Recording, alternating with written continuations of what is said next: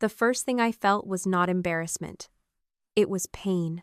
One of the pins holding my bridal crown caught in my hair as my mother pulled it backward without warning, and the sharp tug snapped my head toward her before I even understood what she was doing. We were in the foyer of the wedding venue, less than half an hour before the ceremony, surrounded by my bridesmaids, the photographer, my parents, my sister Ashley, and enough early-arriving relatives to make what happened next impossible to pretend was private. I had already told Mom no. She had asked if Ashley could wear my crown for one family photo, and I had looked straight at her and said, "No, Mom. She can take pictures with us. But the crown stays on me." Apparently, Linda Collins had decided my answer was only valid until she found a large enough audience. She freed the last pin, lifted the crown from my hair, and placed it carefully on Ashley's head. "She deserves something special too," she said, as if she had just corrected an oversight instead of putting her hands on me after I had told her not to. Dad stepped closer, already wearing the exhausted expression he used whenever he wanted me to surrender before a disagreement became inconvenient for him. "Sarah, let her have one moment." Ashley's hands rose halfway toward the crown, but she did not take it off. I looked at my mother. "Did you just take that off my head after I told you no?" Before Mom could answer, Nathan stepped beside me. He looked at me first. That mattered. He did not reach for the crown. He did not decide what I needed him to do. He waited until he saw that I was not stopping him, then turned to Ashley. "Keep it on." For one strange second, Mom relaxed. Then Nathan said, "Now tell everyone what you asked me for 6 weeks ago." Ashley's face emptied. Mom whispered, "Don't." Nathan turned toward her. "So you knew about that too?" Dad looked from Nathan to Mom. "Knew about what?" "Before I tell you what Ashley had asked my fiancé to do 6 weeks before our wedding, I hope you're doing well today. Because this story got much bigger than a stolen crown. Stay with me, and if you enjoy family stories where the truth eventually catches up with the people who think they can control it, please subscribe to the channel so you don't miss what happened next." The photographer lowered her camera. Nobody told her to. The conversation simply stopped being something anyone should have been photographing. Behind Ashley, my niece Lily was standing beside her younger brother Noah, both of them dressed for the wedding and looking confused by the sudden silence among the adults. That was enough to pull me out of the first hot wave of anger. Whatever was about to happen, I was not going to let 2 children stand in the middle of it. "Lily, sweetheart, take Noah over to Aunt Michelle for a minute, okay?" I said. I kept my voice normal. Lily looked at Ashley first. Ashley did not move. So Lily took Noah's hand and led him toward the ballroom doors where one of my cousins was waiting. Only after they were gone did I look back at my mother. Mom's face had changed. A few seconds earlier she had looked almost triumphant, as though forcing the crown onto Ashley had restored some balance only she could see. Now she looked cornered. "Nathan," she said quietly, "this is not the time or place." I almost laughed, not because anything was funny, but because the sentence was so perfectly Linda. The problem was never what she had done. The problem was always the moment someone named it. "You're right," I said. "It shouldn't have happened here. I said no before you touched my crown." She pressed her lips together. "Sarah, don't make this uglier than it needs to be." I looked at the crown on Ashley's head and then at my mother. I'm not the one who took something off another person after being told not to. Dad rubbed a hand over his jaw. "Can everybody just calm down?" he asked. He was not looking at Nathan anymore. He was looking at Mom. That was when I realized his question had been real. Knew about what? He genuinely did not know. For weeks, he had been telling me to support Ashley, to stop being so hard on her, to remember that she was going through one of the worst periods of her life. He had repeated Mom's words so often that I had assumed they were operating from the same set of facts. Standing there in the foyer, watching his confusion, I understood they were not. Dad had been defending something without knowing what it was. Ashley finally touched the crown. Her fingers rested against one side of it, but she still did not remove it. "Nathan, please," she said. "I already apologized for that." Mom's eyes snapped toward her. It was tiny, but I saw it. Dad saw it too. Apologized for what? He asked. Ashley swallowed. It was a private conversation. Nathan's expression did not change. It stopped being private when you kept pretending Sarah and I refused to help you for no reason. Mom stepped forward. Enough. Nathan looked at her. You knew what she asked me to say? Mom did not answer. That silence told me more than any denial could have. Aunt Michelle appeared near the ballroom doors and glanced toward me, silently asking whether she should move the children farther away. I nodded once. She understood. That small act grounded me. I did not need to win an argument in front of 20 people. I needed to keep control of my wedding and make sure Ashley's custody dispute did not become entertainment for relatives who would spend the next year retelling it badly. We are not doing this here, I said. Mom exhaled as if I had finally come to my senses. I was not finished. Not because you were right to stop Nathan, because there are children involved, and their lives are not reception gossip. Ashley, Mom, neither of you gets another conversation with me about this before the ceremony. Dad, if you actually don't know what Nathan is talking about, then don't tell me again to support something you haven't bothered to understand. Dad stared at me. I had rarely spoken to him that way, not because I was afraid of him, but because growing up I had learned there was no point arguing with someone whose favorite solution was to make the least emotional person surrender. In our family, that person was usually me. Ashley cried louder. Mom pushed harder. Dad became uncomfortable. Then he found me and asked for one small thing that would restore peace. One dinner, one apology, one holiday, one favor, one moment. The crown on Ashley's head was simply the most visible version of a pattern I had spent years learning to refuse. Mom's cheeks flushed. Your father has done nothing wrong. I looked at him. He just told me to give Ashley my crown without knowing why you were trying to make this day about her. Dad opened his mouth, then stopped. Nathan remained beside me without touching my arm or stepping in front of me. I loved him for that restraint more than I could have explained then. He knew I did not need rescuing.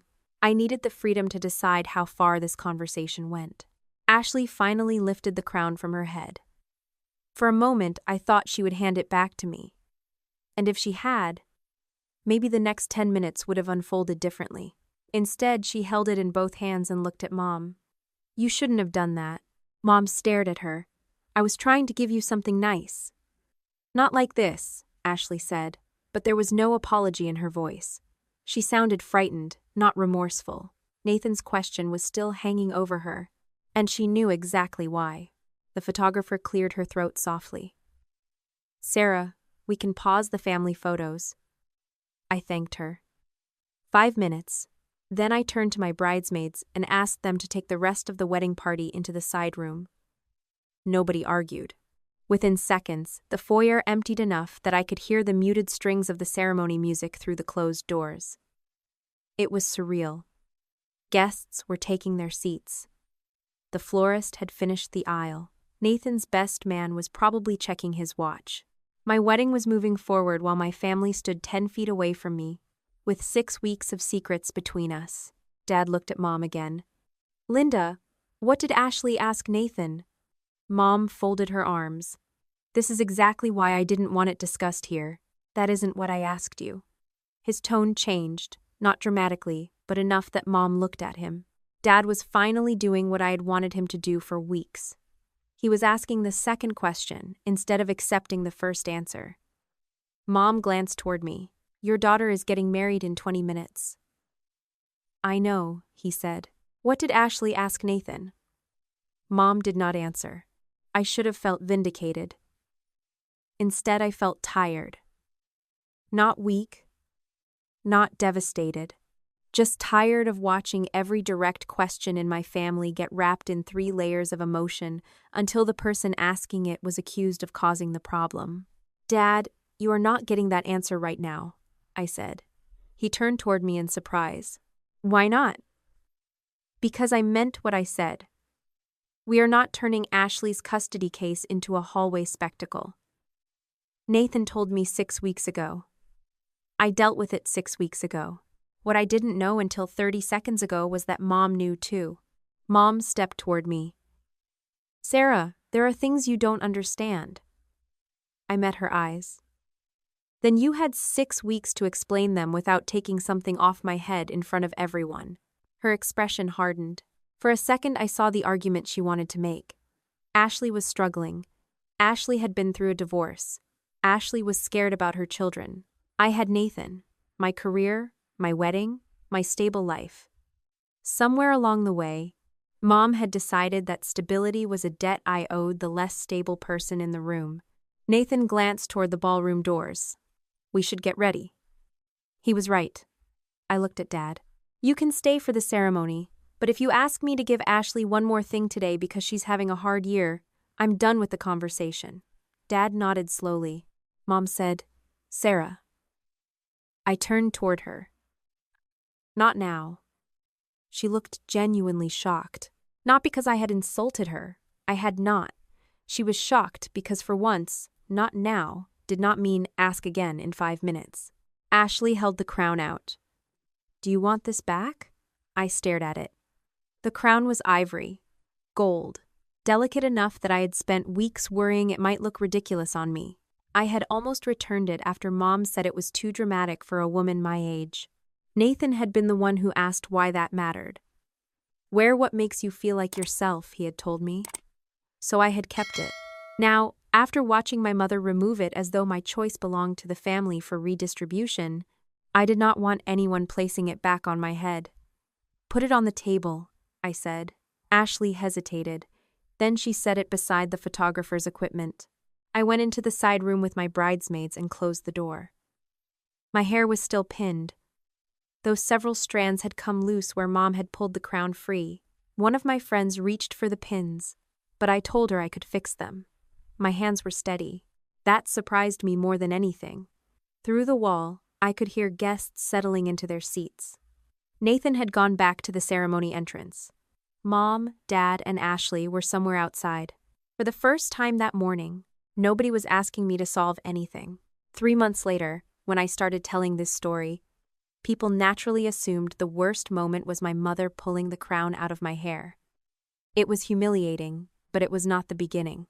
By the time Mom touched that crown, 6 weeks of decisions had already brought us there.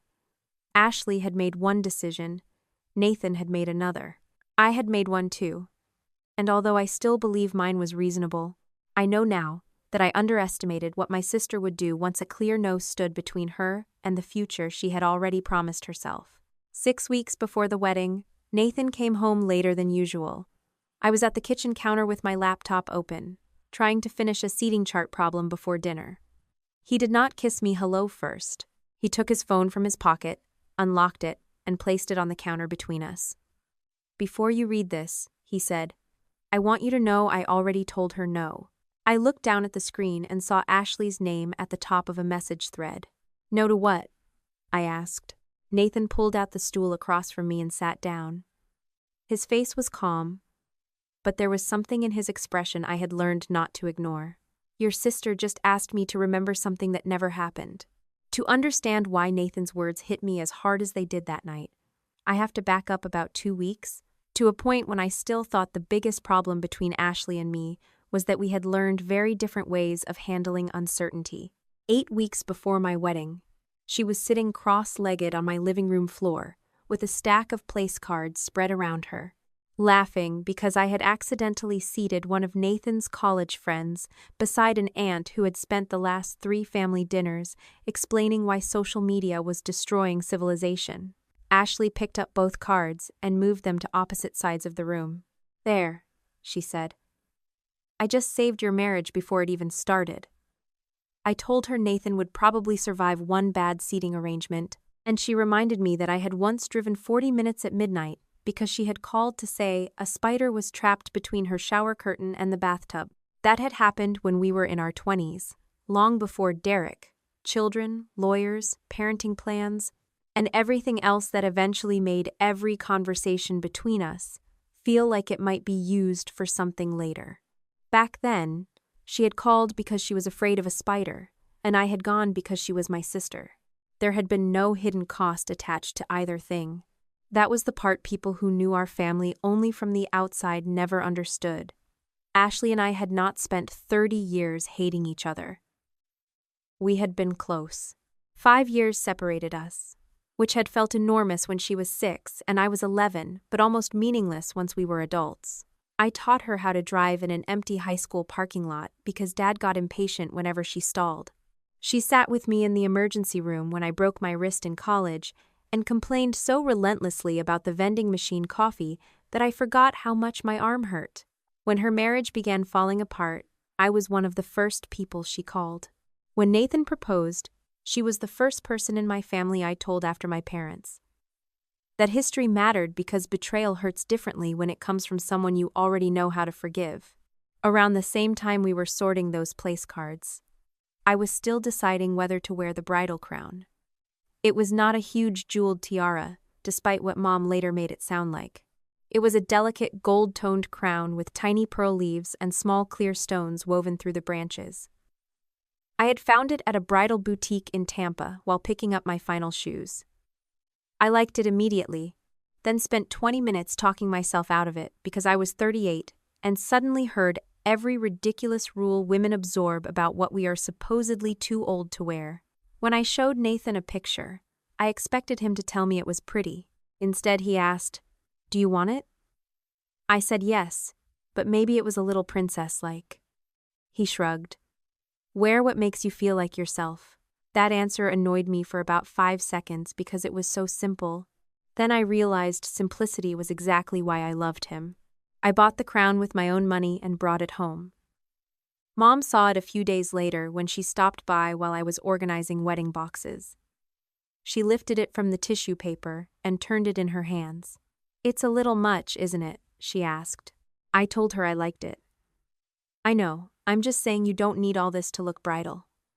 I took it back from her and put it carefully into the box. Good thing I'm not wearing it because I need it. Mom gave me that small smile she used when she believed I was being unnecessarily stubborn, but had not yet decided the issue was worth a fight. She changed the subject. At the time, I thought the exchange was almost funny. I had no idea that weeks later the same piece of jewelry would become the clearest demonstration of how my mother understood ownership inside our family. Ashley loved the crown. When I showed it to her, she grinned and said, "Okay, that actually looks like you."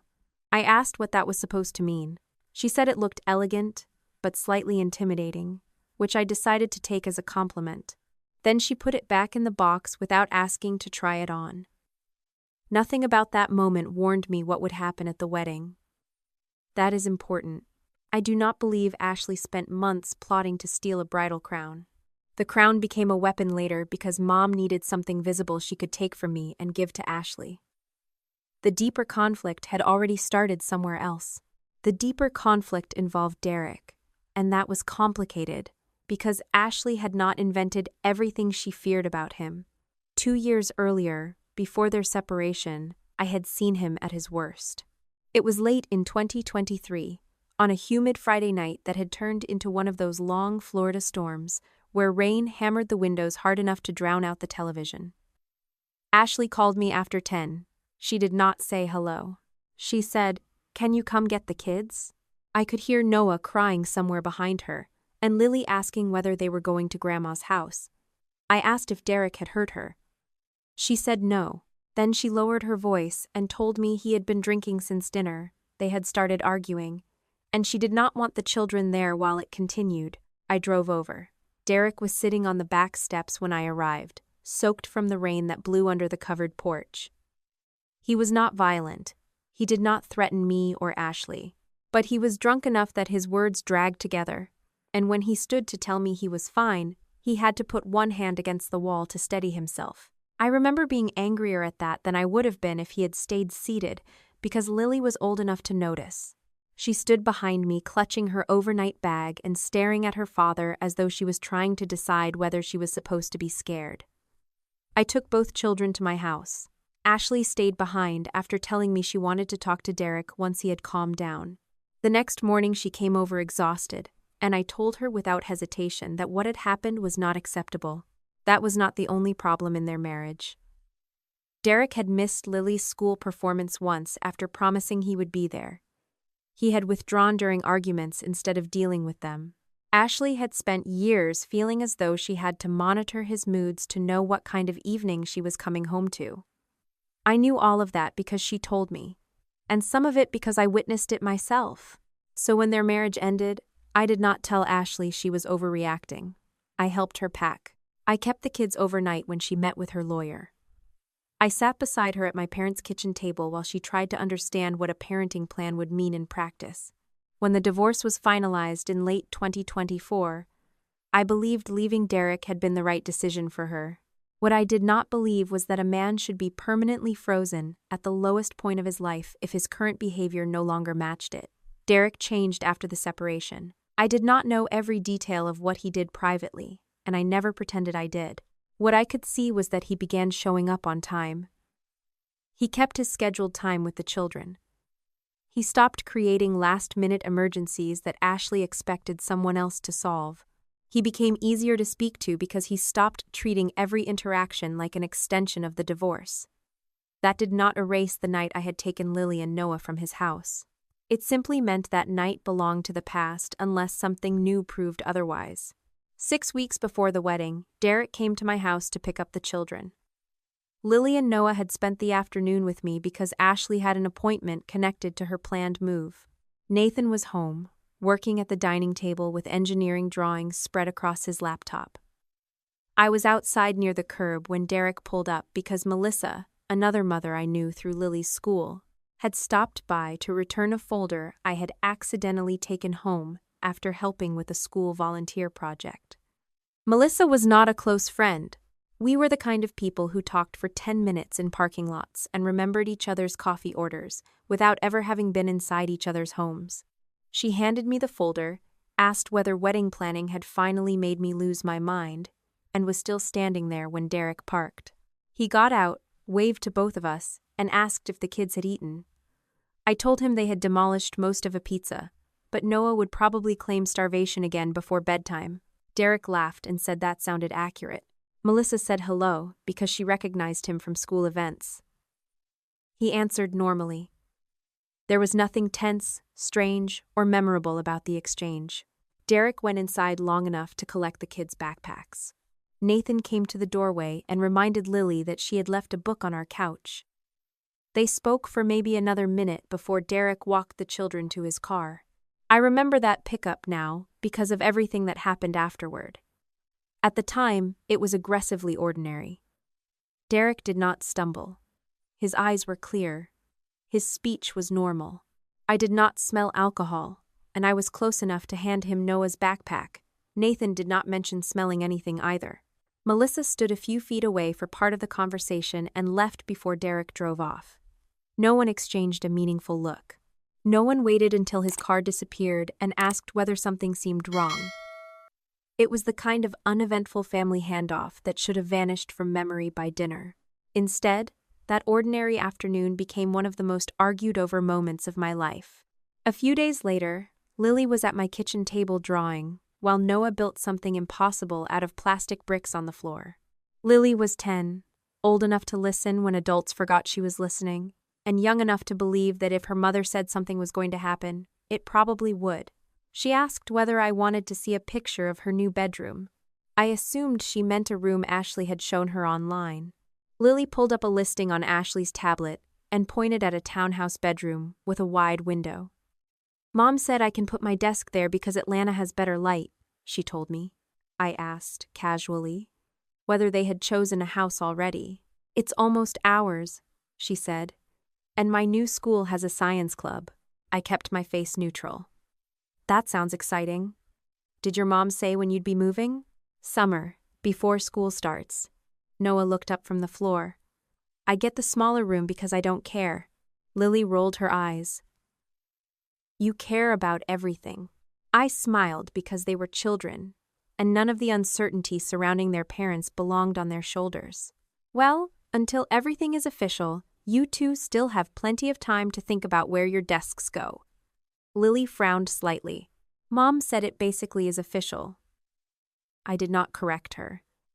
I did not tell her that I knew there was a relocation petition and that Derek had objected. I did not ask what Ashley had told them about why they were moving, or whether they would still see their father on the same schedule. Children should not have to carry adult legal uncertainty just because adults are uncomfortable carrying it themselves. But after they left, I called Ashley. She answered from her car. I asked whether she had already committed to a townhouse in Atlanta.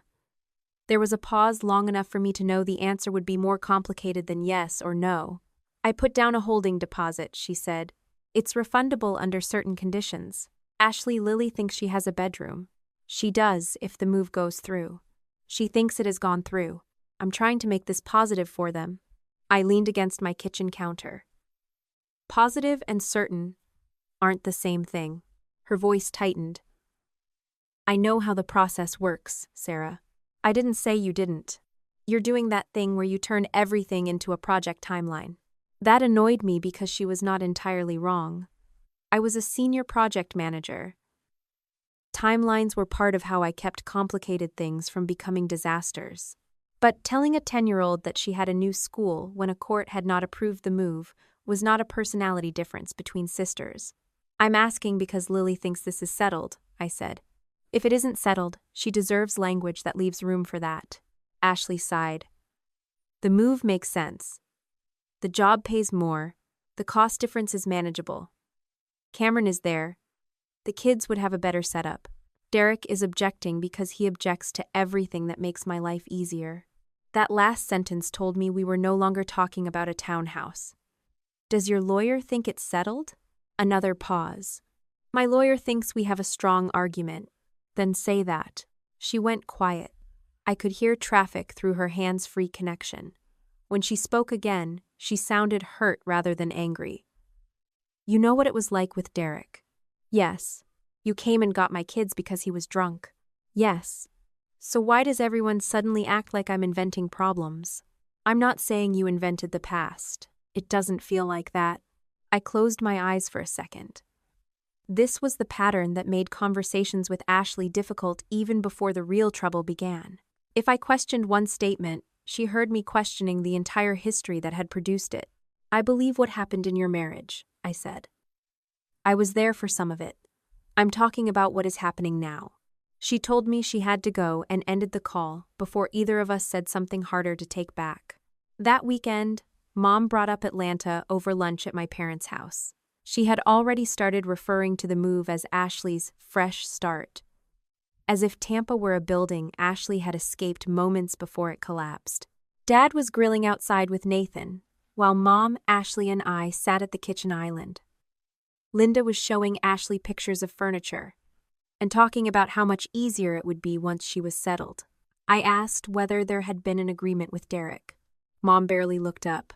Not yet. So it isn't settled. Ashley's shoulders stiffened. Mom put down her phone. Why do you always have to make everything sound so technical? Because there's a difference between planning and having permission to move the kids. No one said there wasn't. Lily thinks there is. Ashley shot me a look. Why are you dragging Lily into this? I'm not. She brought up her new school. Mom exhaled through her nose. Sarah, sometimes children need confidence. Ashley has been through enough uncertainty. I looked at my mother. Confidence isn't promising something another person or a court can still say no to. That was the first time Mom used the word she would later apply to Nathan. You're being too literal. She said it almost affectionately, the way people do when they want a criticism to sound like a personality quirk. Everyone understands plans can change. Lily doesn't. Mom's expression cooled. Then maybe you don't need to keep reminding her. I could have argued. Instead, I stood, carried my plate to the sink, and changed the subject when Dad and Nathan came inside. I was not going to turn lunch into a debate about Ashley's parenting plan. At that point, I still believed the adults involved understood the difference between hoping for an outcome and manufacturing certainty around it. I thought Mom was protecting Ashley's feelings. I thought Ashley was moving too quickly because she was excited and scared. Neither assumption was entirely wrong. Neither was complete. Nathan noticed my mood on the drive home. I told him about Lily talking as though Atlanta were guaranteed and about Mom calling me too literal. He smiled at that. That's a new one. Apparently, accuracy is becoming a character flaw. He reached over and squeezed my hand once before putting his back on the steering wheel. You don't have to fix their process. I know. Do you? I looked out at the highway. I'm learning. I meant it lightly, but the answer stayed with me. I had spent years being useful to my family. Useful was not the same thing as obedient, and I had stopped saying yes automatically a long time ago. But I still had a habit of believing that if I found the clearest possible words, everyone would eventually agree on what reality was. That worked at my job. It worked with Nathan. It even worked with Dad when the stakes were low.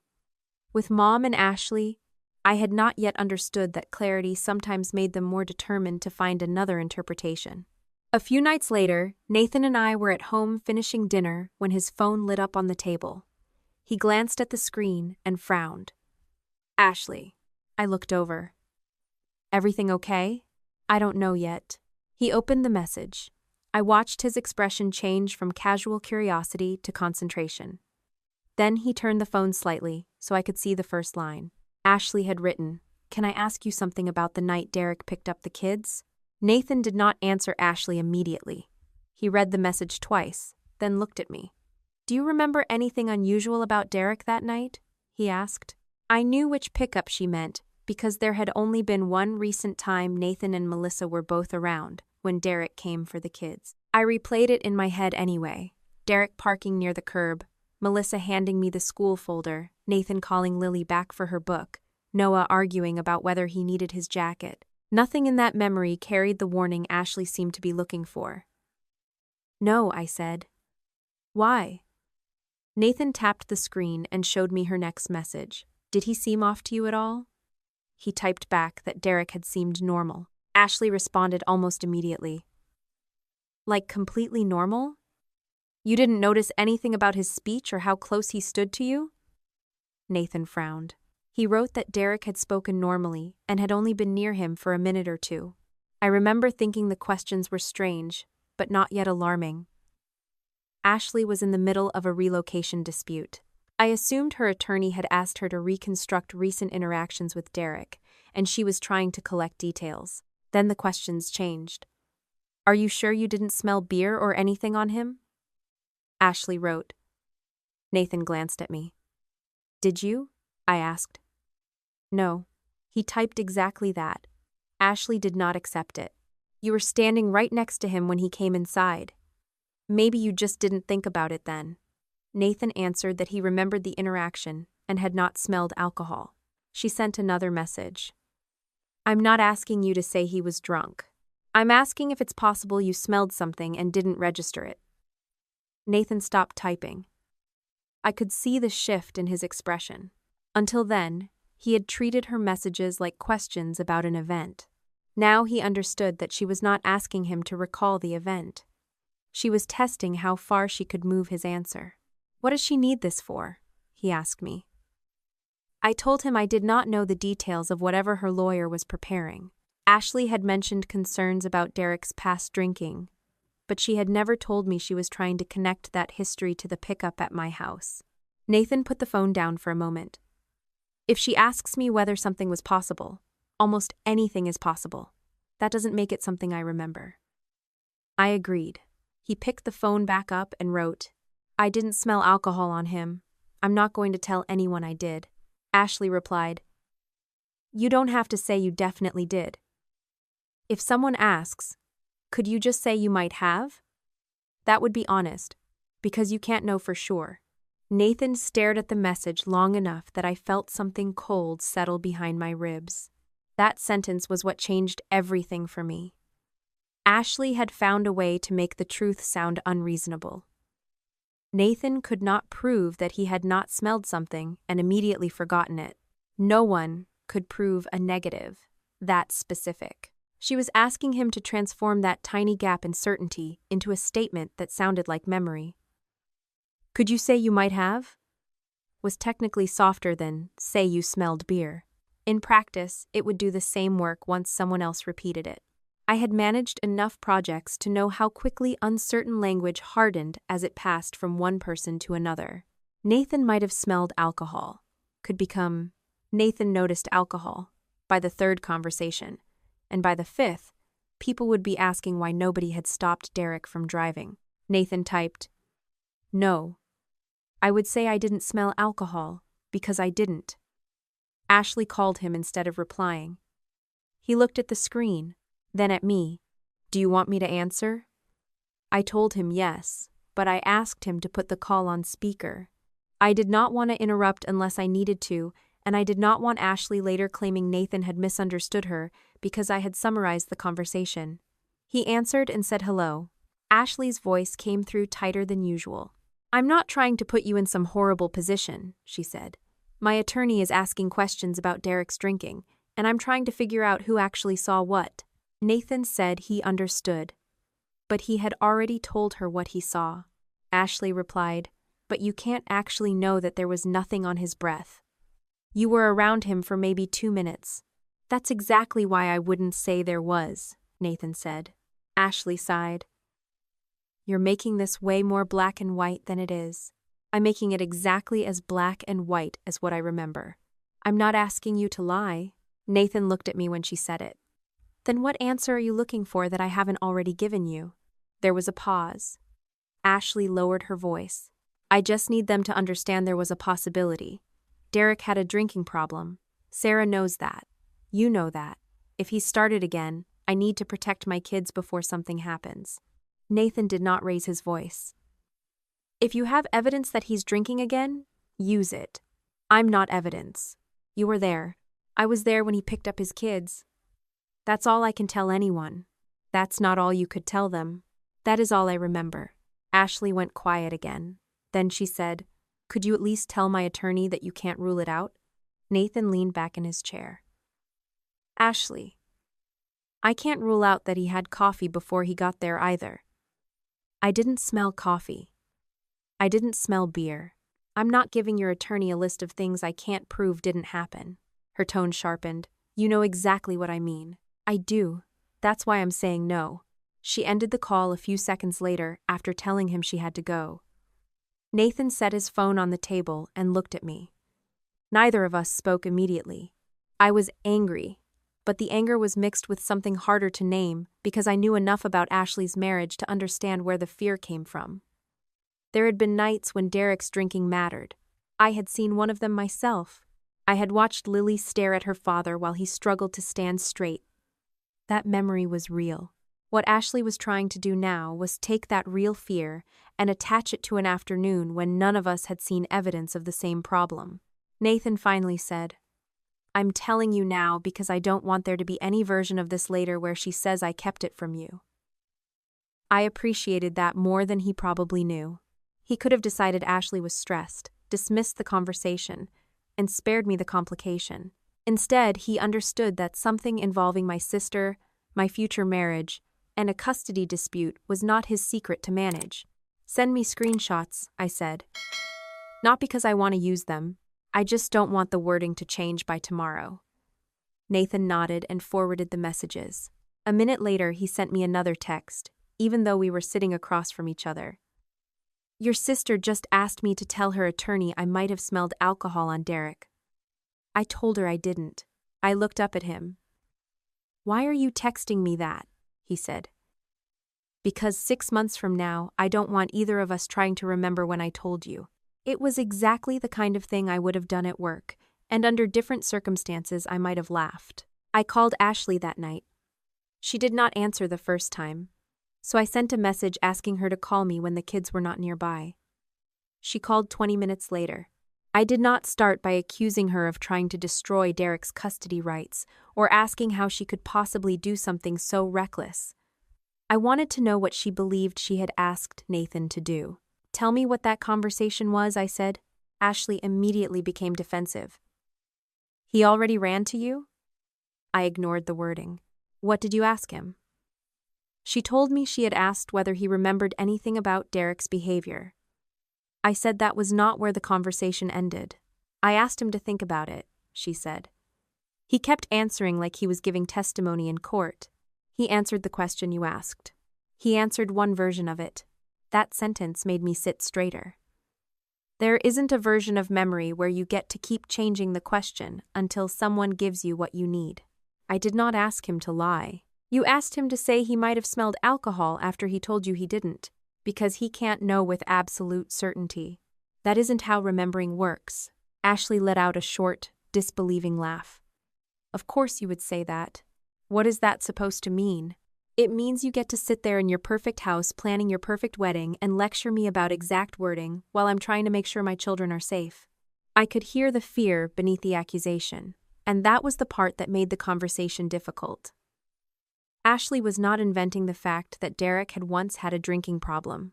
She was not inventing how frightening the end of her marriage had been. I'm not denying what happened when you were married, I said. I drove over that night. I took Lily and Noah home with me. I remember Derek drunk. That is exactly why I will never tell you it didn't happen. Then why are you acting like I'm crazy for worrying it could happen again? I'm not. You're taking his side. No, I'm refusing to attach an old problem to a new event without evidence. Ashley became quiet. You don't know what it's like to realize you might have to send your children back into something you fought to get them out of.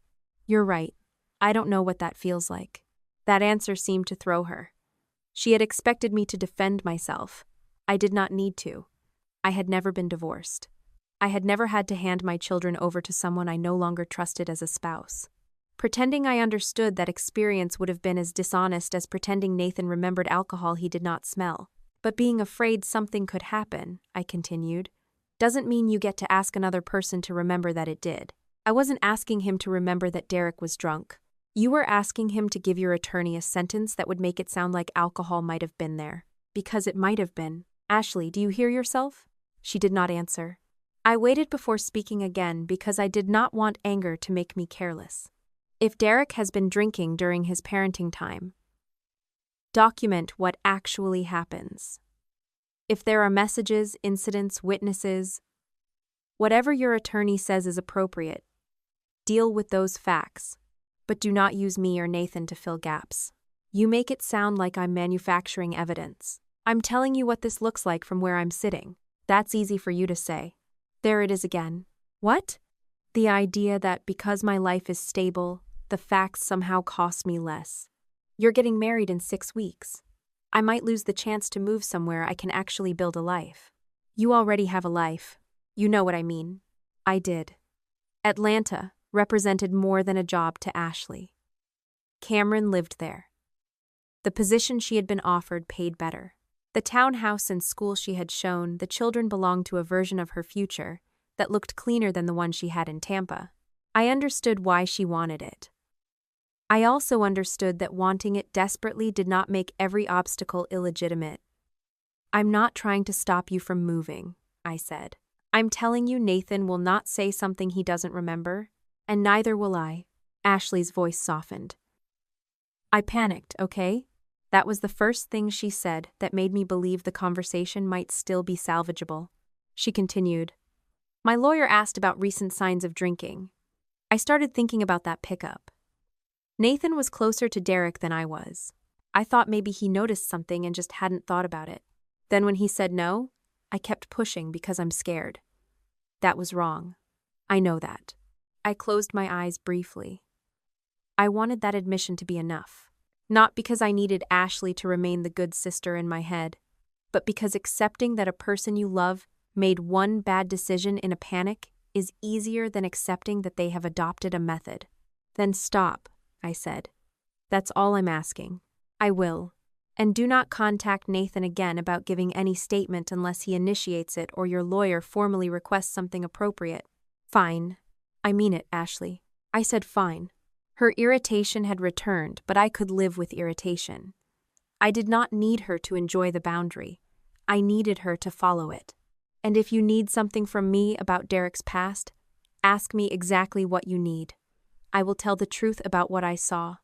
I won't make it broader, and I won't make it smaller. You really have to say everything like a contract, don't you? Tonight, yes. She almost laughed. For a moment, I heard my sister again, instead of an adversary. I'm sorry about Nathan, she said. I shouldn't have kept pushing. Tell him that. I will. We ended the call without fixing everything. but I believed the important part had been fixed. Ashley had admitted she pushed too far. She had agreed to stop. I did not call Derek. I did not call Ashley's attorney. I did not tell Mom or Dad. At that point, no false statement had been submitted as far as I knew. Nathan had refused, and Ashley had promised not to repeat the behavior. I made a tender decision to give her one chance to correct herself before turning an ugly family moment into a permanent war. That decision was not passive. It was a judgment call, and even now I do not think giving someone one opportunity to stop is the same thing as being weak. My mistake was assuming that because Ashley understood the boundary, she had accepted it. The next morning, I wanted the boundary in writing. Not because I was preparing a case against my sister, but because spoken conversations in my family had a habit of returning 3 weeks later with different nouns and softer verbs. I sent Ashley a message. I want to make sure there's no confusion after our call. Nathan will not give a statement saying or suggesting he smelled alcohol on Derek because he did not. I will not give a statement about anything I did not personally witness either. If you contact either of us again to try to change what we remember or make our wording sound more certain than it is, I won't treat this as a private family matter anymore. I read it twice before sending it. It sounded formal. I was comfortable with that. Ashley replied about 15 minutes later. I understand. I already said I was sorry. I was panicking. It won't happen again. I saved the exchange in the same folder as Nathan's screenshots. Then, I went to work. For several days, nothing happened. Ashley texted me about wedding shoes. She sent Nathan an apology that was brief but direct. I'm sorry I pushed after you answered me. I was scared and I handled it badly. Nathan replied, Thank you. I hope you work it out, but I won't change what I remember. Ashley reacted with a thumbs up. That was it. If the story had stopped there, I might never have told anyone outside the three of us. People make bad decisions under pressure. Sometimes the most useful consequence is being told clearly that they crossed a line and having the chance to step back over it. The problem was that Mom heard about the disagreement anyway. I never learned exactly how much Ashley told her that first day. Based on what came later, I know Ashley did not repeat every message word for word. What mattered was the version Mom chose to accept. 3 evenings after my conversation with Ashley, I was leaving work when my phone rang. I saw Mom's name and almost let it go to voicemail because I still had a 40-minute drive through Tampa traffic and wanted silence. I answered because she rarely called me during the evening unless something was bothering her. She did not ask how my day had gone. I heard you and Nathan refused to help your sister, she said. I stopped beside my car with my keys still in my hand. Help her do what? Mom sighed as though the question itself was proof of the problem. Sarah, don't start. I'm not starting anything. I'm asking what Ashley told you we refused to do. She needed Nathan to confirm something he saw. There it was. Not invent, not reconsider, confirm. I looked across the parking garage, at the line of red taillights moving down the ramp, and felt the first real warning that my conversation with Ashley had not ended where I thought it had. Mom, I said. Nathan refused to confirm it because he did not see it. Mom was quiet for one beat. Then she said, That's not what I was told. Mom said it with such certainty that, for a second, I wondered whether Ashley had described a completely different conversation. I stood beside my car in the parking garage with my purse over one shoulder and my keys in my hand, while the evening traffic crawled past the exit ramp below me. Then what were you told? I asked. That Ashley asked Nathan whether he noticed anything unusual when Derek picked up the kids, and he refused to help because he doesn't want to get involved. That isn't what happened, Mom sighed. Sarah, I'm not going to argue semantics with you. It isn't semantics. She asked him if he could say he might have smelled alcohol after he told her he didn't. There was a pause. Then Mom said, Well, maybe Nathan is being too literal. I actually lowered the phone and looked at it before bringing it back to my ear. Too literal? You know what I mean. No, I don't. People don't remember every detail of an ordinary interaction until someone asks them to think about it. Ashley was asking him to think about it. He did think about it, and he decided there was absolutely no possibility he missed something. That isn't the same question. Mom made a frustrated sound. This is exactly what I mean. You two are taking every word and dissecting it like you're in court. Ashley is trying to use the answer in a custody dispute. The wording matters. She is trying to protect her children. I unlocked my car but did not get in. I had heard that sentence in several forms since Ashley's divorce. Sometimes it was true. Sometimes it was the reason no one was allowed to question what she did next. Protecting her children from what happened 2 years ago and saying something happened at a recent pickup are two different things. You know Derek had a drinking problem. Yes. You picked up those kids yourself one night because he was drunk. Yes. So I don't understand why you suddenly need to defend him. I'm not defending Derek. That's what it looks like. I closed my eyes. Mom, if Ashley told me Derek showed up drunk last week and I had reason to believe her, we would be having a completely different conversation. That isn't what happened. Nathan was there. I was there. Melissa was outside for part of it. Nobody noticed anything wrong. Melissa? She was returning a school folder. It doesn't matter. Mom went quiet for half a second, and I immediately wished I had not mentioned Melissa. Not because Melissa had anything to hide, but because my mother had a talent for turning the existence of another person into another person who could be contacted, questioned, persuaded, or invited into a problem they had not volunteered to join. I added, "Do not call Melissa about this." I wasn't going to. Good. See, this is what I'm talking about. You've become so controlling lately. I just told you not to drag another person into Ashley's custody dispute, and I said I wasn't going to. Then we agree. Mom exhaled. Do you hear yourself? Everything is a rule now. I leaned against the car. Maybe because when I say something plainly, everyone acts like I said something else. That is not fair. What did Ashley tell you Nathan refused to do? I already told you. No, you said she told you he refused to help. Did she tell you he had already answered her question and she kept trying to change the wording? Mom did not answer immediately. That silence was the first clue. Not proof. Not enough for me to know how much Ashley had told her. But enough to know my mother was not hearing the full version for the first time from me. She was upset, Mom finally said. That wasn't my question. She told me Nathan made her feel like she was asking him to lie. He said that because she was asking him to describe something he didn't remember. You keep using the word lie. I didn't. Ashley did when she told you what Nathan thought. Another silence. Then Mom said, I'm not doing this in a parking garage while you're tired from work. Go home. We can talk when you're calmer. I almost laughed. I am calm. You don't sound calm. I sound specific. That's the problem. I got into my car and shut the door. No, Mom, specific is not the problem. She hung up before I could say anything else. I sat there for another minute with the engine off. The phone call bothered me more than Ashley's apology had reassured me. Ashley had admitted she pushed Nathan after he answered. She had told me she panicked. She had agreed not to do it again. But somehow, within a few days, the story had reached Mom in a form where Nathan was not a person refusing to alter his memory. He was a future son-in-law refusing to help a frightened mother. That distinction mattered because my family had a long history of judging intent differently depending on who was involved. If I made a mistake, Mom wanted to know why I had not thought it through. If Ashley made a mistake, Mom wanted everyone else to understand what she had been feeling. By the time I got home, Nathan had already started dinner. He looked at me once and said, Your mother called. I set my bag on the counter. How do you know? She texted me. That stopped me. What did she say? He handed me his phone. Mom had written, I hope you know Ashley wasn't asking you to lie. She is under a lot of pressure and needs family support right now. Please don't make this harder than it already is. Nathan had not replied. You didn't answer? I figured anything I wrote would become Exhibit A in a completely different argument. I leaned against the counter.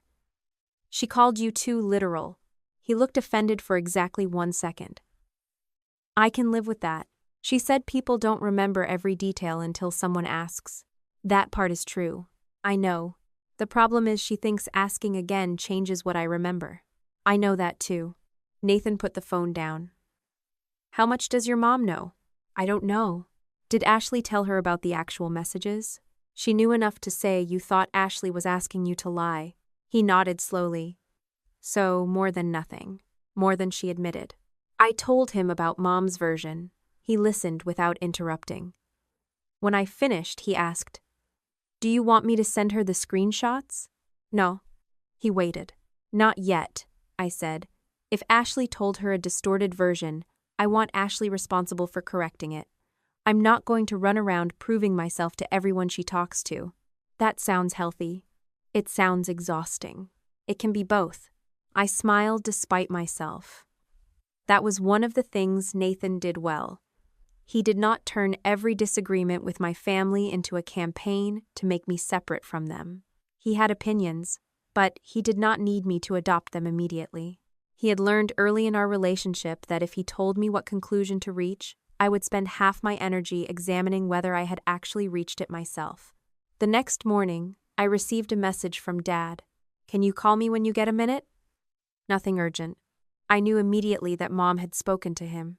Dad did not usually insert himself into disagreements until Mom decided the disagreement had lasted too long. His role in our family was not exactly peacemaker. A peacemaker tries to resolve conflict. Dad tried to shorten it. Those were not the same thing. I called him during lunch. He answered with, "How's work?" "Buzzy. Wedding stuff okay?" "Mostly." He waited for me to ask why he called. I did not. Eventually, he cleared his throat. "Your mother says there's some tension over Ashley." "There is." She said Nathan doesn't want to give a statement. "What kind of statement?" Dad paused. "About Derek. That's not specific. You know what I mean. I actually don't know what Mom told you, and that matters." He sounded mildly irritated. "Sarah, I'm not asking to cross-examine anybody. I'm saying Ashley is going through a lot. If Nathan saw something that could help her, I don't understand why he won't just say what he saw." I looked down at my desk. He has said what he saw. Then what is the problem? His answer wasn't useful to Ashley. Dad was quiet. I continued. "Did Mom tell you Nathan said Derek seemed normal?" "No." "Did she tell you Ashley asked if he could say he might have smelled alcohol after he told her he didn't?" Another silence. "No," Dad said. There it was. "What did she tell you?" "That Ashley asked him whether Derek seemed like he'd been drinking, and Nathan said he didn't want to get involved." "That isn't what happened." Dad sighed. "Okay, then maybe I don't have the full story." "No, you don't. I'm not saying anyone should lie." "Good. But you know Derek's history." "Yes." "And you know what Ashley went through?" "Yes." "So if there is something true you or Nathan can say that helps establish that history, why not help? Because the issue isn't whether Derek drank during the marriage. I can tell the truth about that. The issue is whether he appeared to have been drinking at a recent pickup." Dad rubbed at something near the phone. I could hear the faint scratch of his hand against his beard. "I don't know the legal details." "Neither do I, which is why I'm not trying to manufacture them." That word again. "What word?" "Manufacture." I sat back. "Dad, if someone tells you they didn't smell alcohol and you keep asking until they agree they might have, what would you call it?" "I'd call it a scared mother asking questions. And if I did it?" He did not answer. That hurt more than I expected. Not because I needed him to condemn Ashley. I wanted him to notice how quickly he granted her the benefit of intention while evaluating me by the consequences of refusing her. He finally said, "Sarah, your sister is fighting for her kids. She is not fighting to keep them from being taken away. She is trying to relocate with them. You know what I mean." "I do. I also know those are different things." Dad's tone hardened. "Family doesn't keep score like that." I stared at the wall across from my desk. What score am I keeping? This constant accounting of who said what, who owes what, who crossed which line. That isn't scorekeeping. It sounds like it. No. Scorekeeping would be me saying I helped Ashley through her divorce, so now she owes me something. I haven't said that. I'm saying she doesn't get to ask Nathan to change what he remembers. You make everything sound so absolute. I thought of Mom calling Nathan too literal. "Did Mom tell you to call me?" "No." I waited. Dad sighed. "She said you weren't hearing Ashley right now. That's not an answer. She thought you might hear it differently from me, which is the same thing." He did not deny it. I looked out the office window at the parking lot. Dad, I'm going to say this once. I am not going to mediate between Mom and Ashley. I am not going to call Ashley to make her feel better because she is upset that Nathan said no. Ashley knows what I think. I told her directly. She can call me if she wants to talk. She probably thinks you're angry. I am angry. Then maybe you should be the bigger person. There it was. The phrase I had spent half my life hearing without realizing how much work it required from exactly one person. What does being the bigger person mean here? Call her. Why? Because you're her sister. She is also mine. Dad went quiet. I continued, if Ashley wants to repair something with me, she has my number. I am not refusing to speak to her. I'm refusing to chase her because she crossed a line and feels uncomfortable about it. You know she doesn't handle confrontation the way you do. That doesn't make confrontation my job. He sounded tired. I don't want this hanging over the wedding.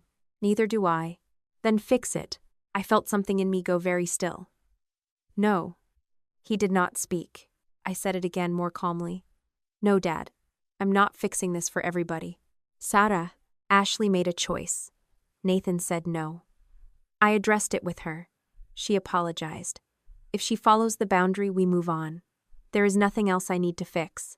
He was quiet long enough that I checked the screen to make sure the call had not dropped. Finally, he said, Your mother is going to take this hard. That is also not mine to fix. We ended the call politely, which in my family usually meant neither person had gotten what they wanted. For 2 days, nobody mentioned the issue directly. Ashley sent me a photo of shoes she was considering for the wedding. I answered that the second pair looked better with her dress. She sent a heart.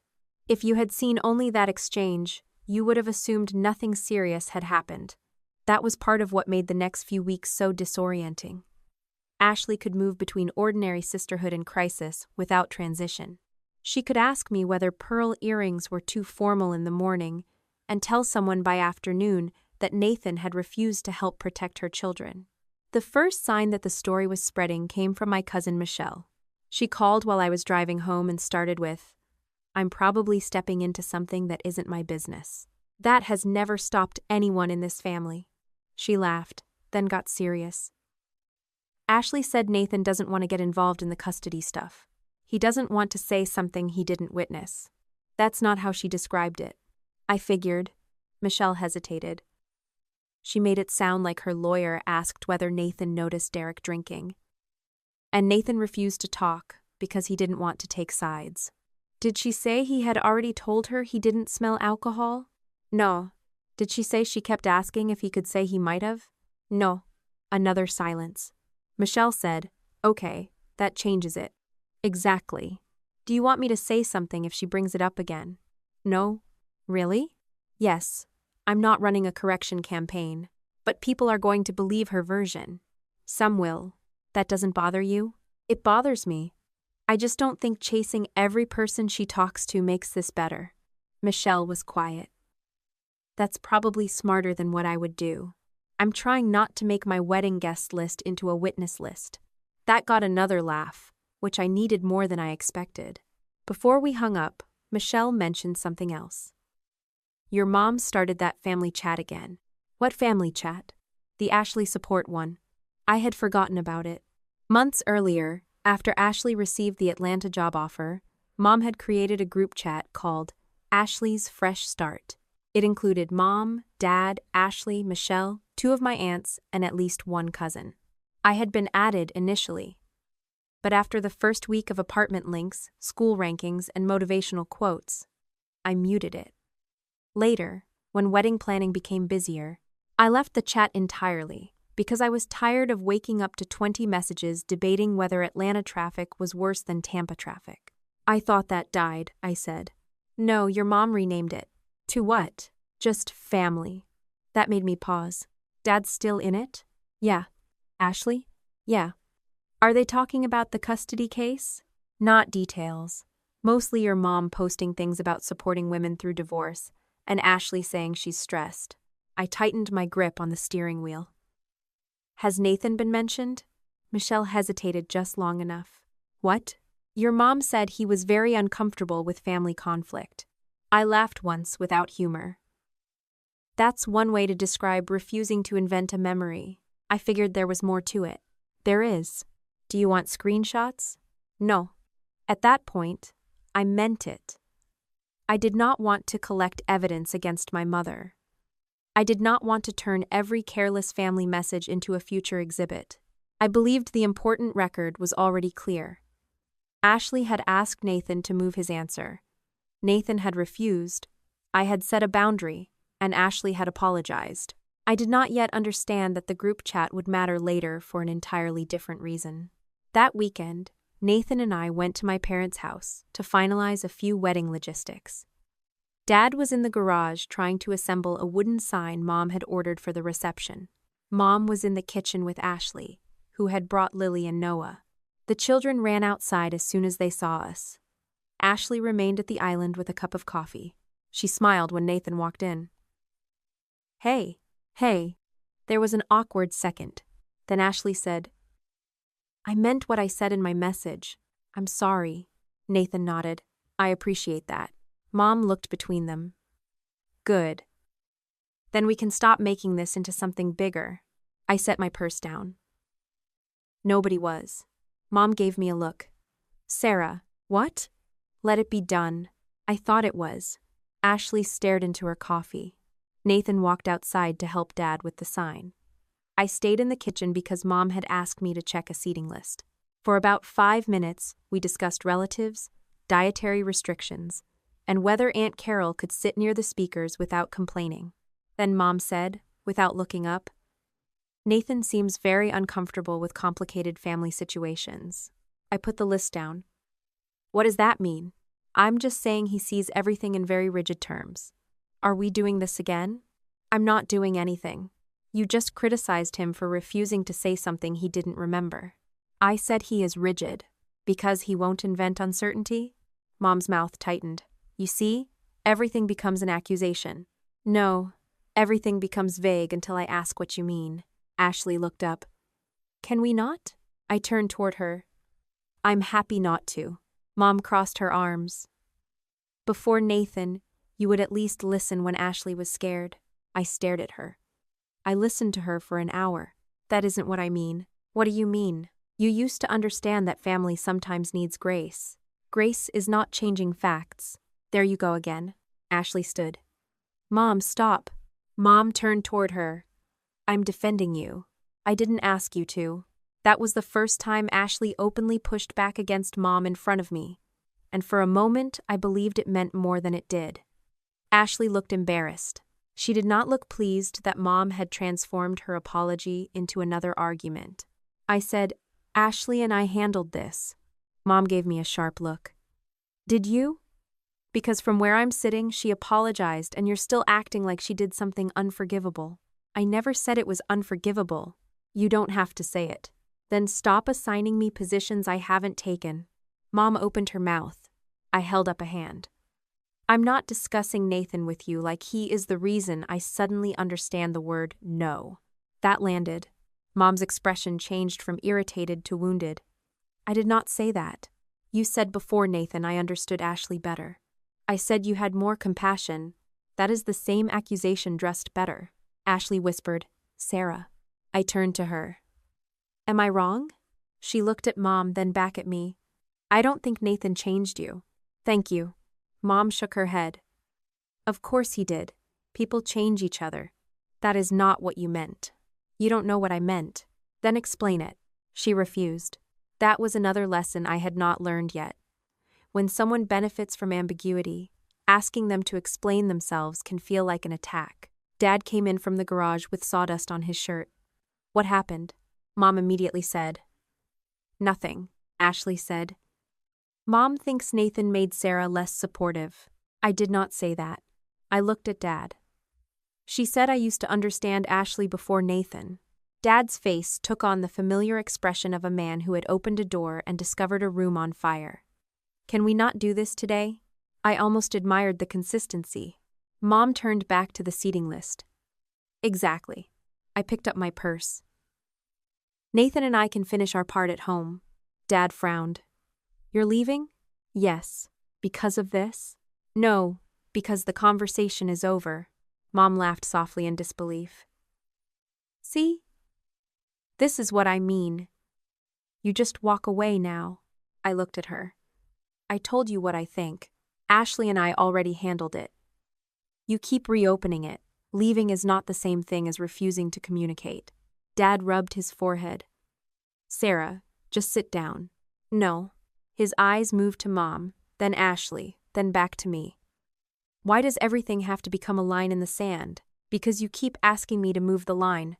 I walked outside. Nathan was near the garage with the half-finished sign. He looked at my face and did not ask for details.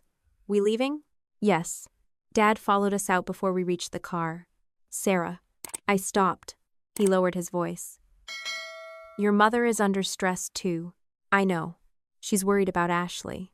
I know. And the wedding. I know. So maybe don't take every sentence literally. I stared at him. He realized too late what he had said. I almost smiled. Did Mom teach everybody that phrase this week? That's not what I meant. It's exactly what you meant. Dad sighed. I just want everybody to get through the next few weeks without blowing up. Then tell the people lighting matches to stop asking me to hold the gasoline. His eyebrows lifted. That's dramatic. Good. Maybe you'll remember it. Nathan looked down, hiding the beginning of a smile. Dad did not. I'm serious, Sarah. So am I. He lowered his voice further. Your sister feels like Nathan is taking Derek's side. Nathan is taking his own memory's side. That's a clever sentence. It's also true. Dad glanced toward the house. Your mother thinks Nathan is making you harder. There it was again. This time stripped down. I felt anger rise, but not the kind that makes you yell. The cleaner kind. The kind that reveals where a problem actually is. Dad. Did you read Ashley's messages to Nathan? No. Did you ask to? No. Did you ask Mom exactly what Nathan refused to say? I told you I don't want to get into the details. Then stop forming opinions about the details. He blinked. I continued. You keep telling me Mom is worried. Ashley is scared. Nathan is rigid. I am hard. But you have not once asked to see what actually happened. I trust your mother. That's fine. Trusting her does not mean she knows everything. She knows Ashley. So do I. You've always been different from Ashley. That isn't an answer. Dad looked tired. What do you want from me? For once, ask the second question. What second question? When Mom says Nathan refused to help, ask, help how? When Ashley says I'm not supporting her, ask, support what?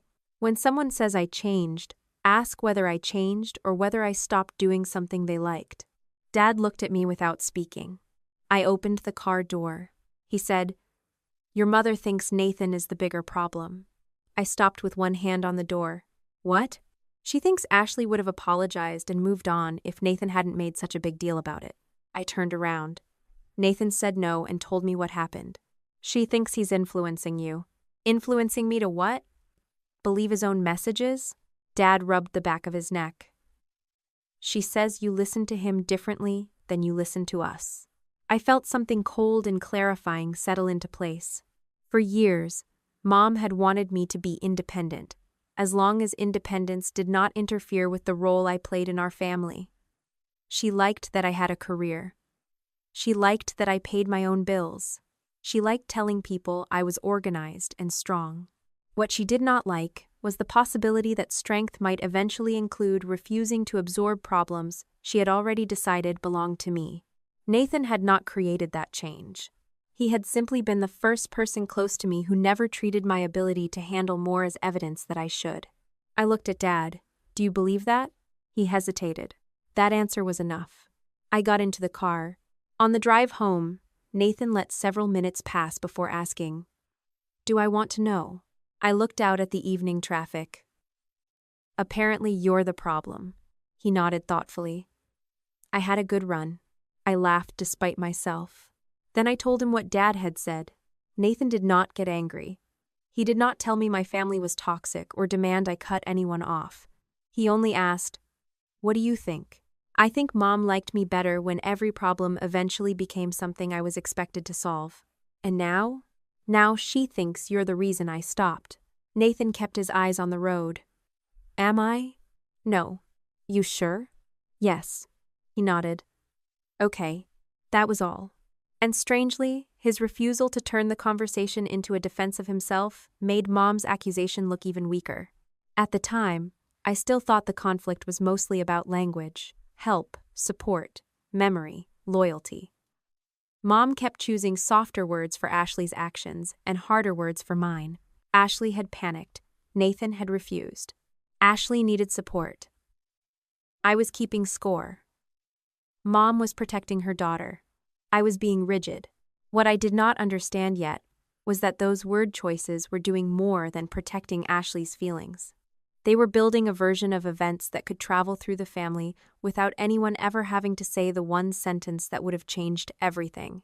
Ashley asked Nathan to suggest he remembered alcohol when he did not. And the more people accepted the softer version, the easier it became for Mom to decide Nathan was not merely disagreeing with Ashley. He was changing me.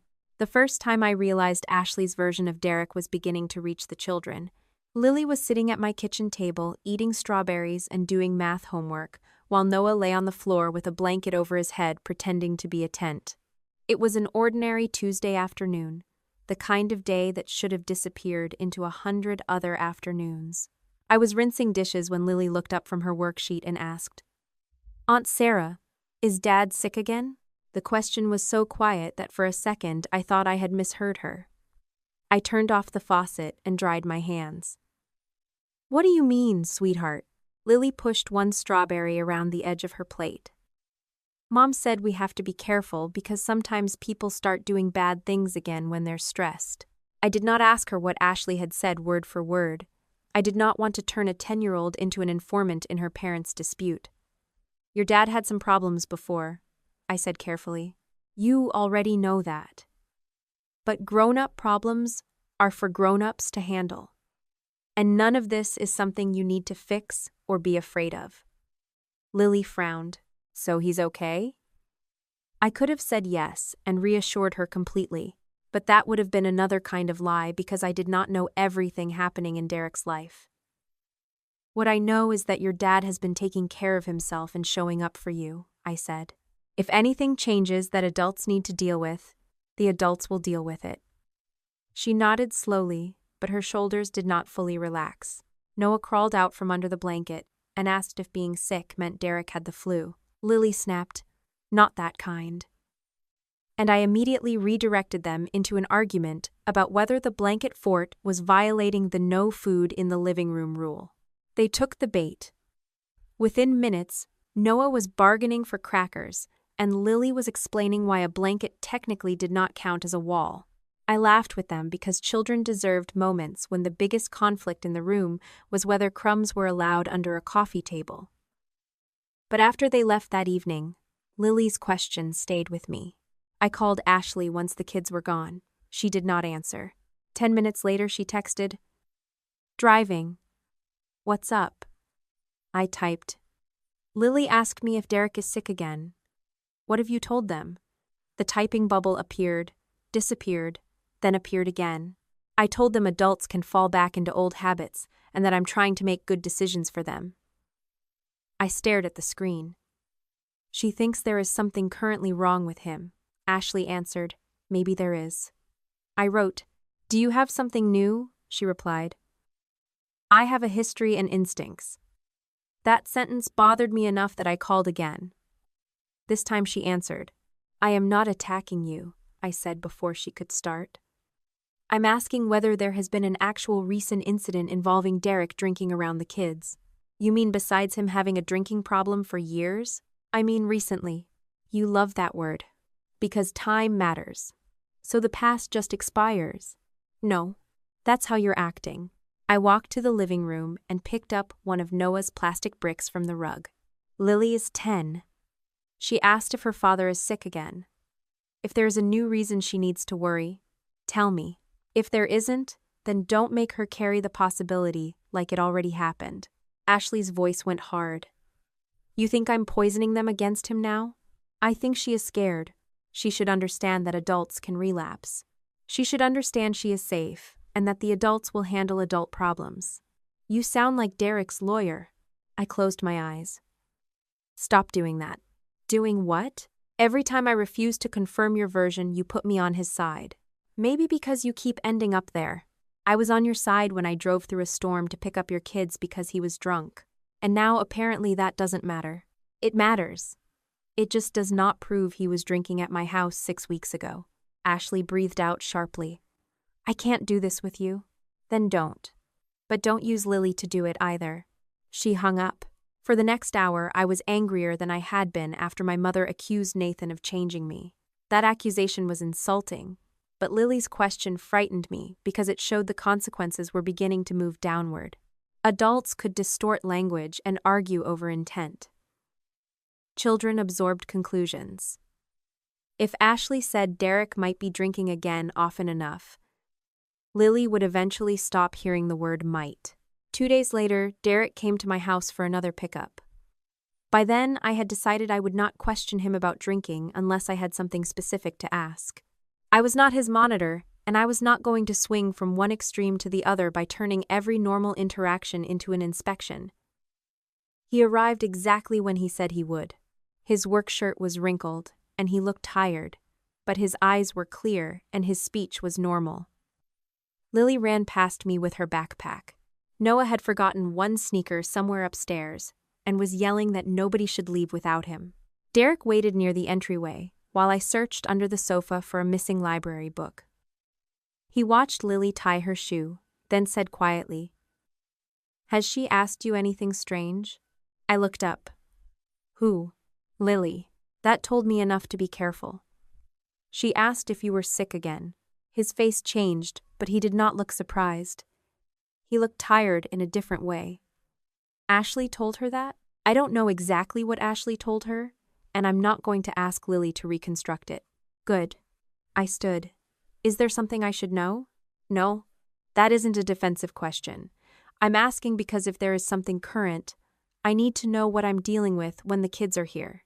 Derek nodded. I know. I haven't been drinking. I held his gaze.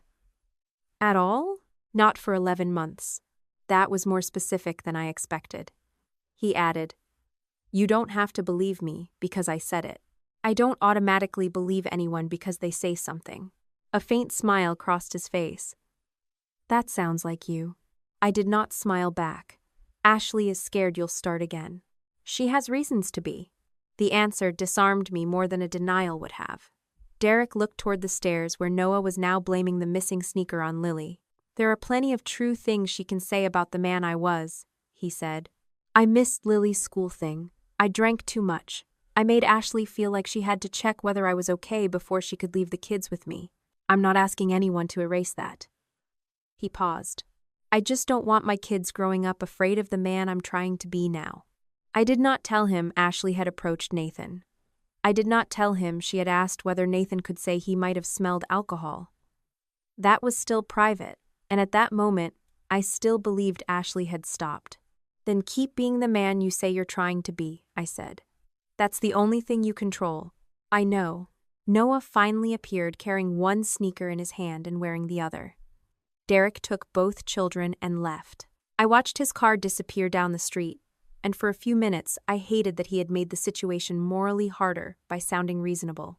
If he had been defensive, arrogant, or visibly unstable, it would have been easier to place everyone into clean categories. Instead, I was left holding two truths at once. Derek had hurt Ashley through his drinking, and I had no evidence that he was doing it now. That night brought back a memory I had tried not to revisit during the custody arguments. The storm 2 years earlier had been worse than I usually allowed myself to remember. When I arrived at Ashley's house, the front door had been unlocked. Lily was sitting on the stairs in pajamas with her overnight bag beside her. Noah was crying because he could not find the stuffed dog he slept with. Ashley stood in the hallway with her arms wrapped around herself, while Derek sat outside under the covered patio with a glass on the table beside him. He was drunk enough that when he stood, he put his palm against the wall to steady himself. I remember the smell when he tried to tell me he was fine. I remember how furious I was that he said it where Lily could hear. I had taken the children home without asking Derek's permission, because Ashley asked me to, and because there was no question in my mind that they should not stay in the middle of that argument. Later, after the kids were asleep, Lily came into my bedroom and asked whether her dad was mad at her. I told her no. She asked whether he loved her. I told her yes. Then she asked why he was acting weird, and I said sometimes grown-ups make bad choices when they are upset. At the time, I thought that was the safest, truthful answer I could give. The next morning, Ashley arrived looking like she had not slept. She sat at my kitchen table and cried into a mug of coffee while she told me she could not keep living that way. I believed her. I told her she should not have to. Months later, when she began taking steps toward divorce, I never once told her to stay for the children or give Derek another chance because he was sorry. I helped her move documents. I watched the kids while she met with counsel. I listened when she said she no longer knew how much of her marriage had been spent waiting for Derek to become the person he promised he could be. I remembered all of that after Derek left my house, because Ashley's anger at me was built on something real. From her perspective, I had been willing to believe her when Derek was at his worst and was now demanding proof before I believed he could become that person again.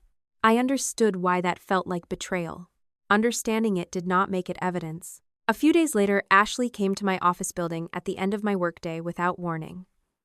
She texted from the lobby and asked if I had 10 minutes. I almost told her no because I had a vendor call starting soon, but I moved it back 15 minutes and met her at a coffee shop downstairs.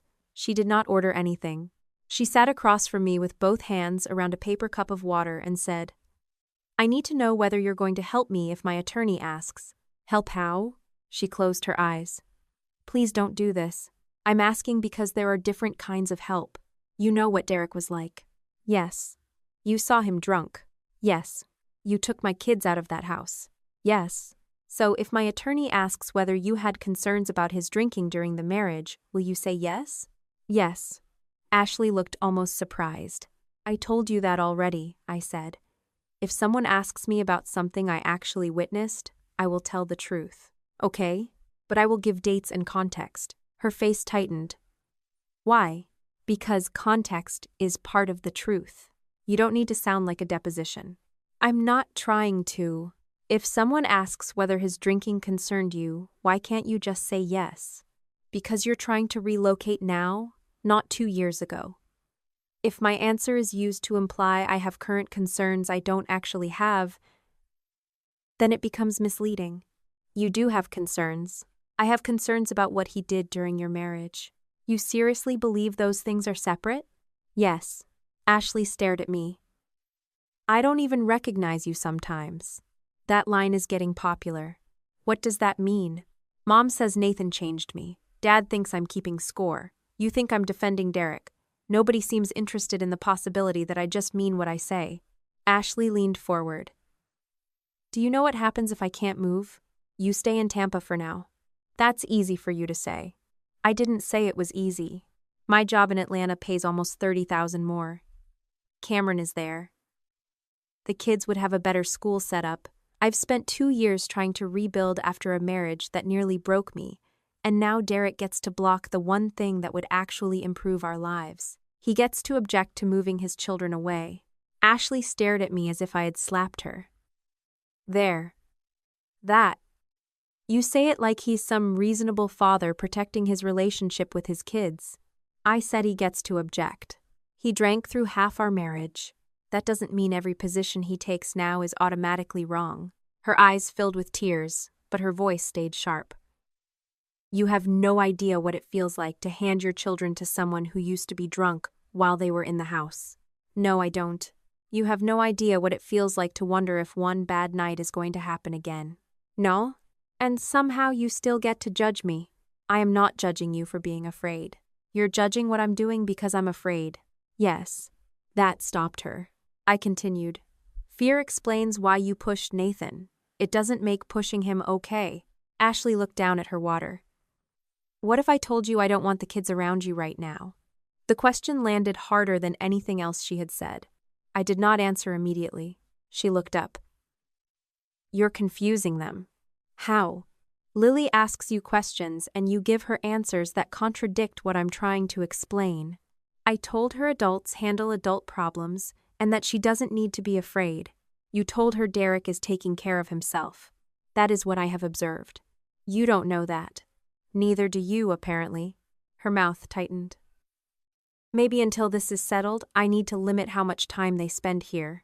I felt the anger hit first, then something underneath it that was much worse. Lily and Noah were not my children. I had no legal right to demand access. Ashley knew that. She also knew how much I loved them. Do not make them the price of agreeing with you, I said. I'm not. You just threatened to keep them away from me because I won't tell them their father is dangerous without evidence. I said you are confusing them. No, Ashley.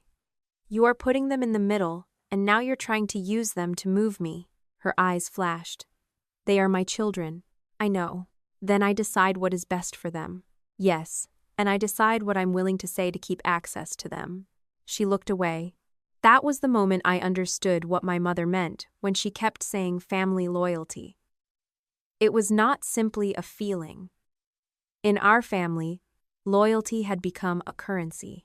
You received closeness, invitations, peace, and access as long as you paid an agreement. Ashley stood. I need to go. I did not stop her. That evening I sat at my desk at home with my laptop open and did something I am still not proud of, although I am glad I stopped before it went any farther. I opened a blank document and tried to write the statement Ashley wanted without technically saying anything false. I began with, during Ashley and Derek's marriage, I had concerns about Derek's drinking. That was true. I added, on at least one occasion, I removed Lily and Noah from their home because Derek had been drinking, and Ashley did not believe the environment was appropriate for them. Also true. Then I wrote, based on those experiences, I understand why Ashley remains concerned about alcohol in the children. Technically true again. I read the 3 sentences together. They created a picture I did not actually believe. Nothing in them said Derek had been drinking recently. Nothing explicitly connected the old incident to the current pickup.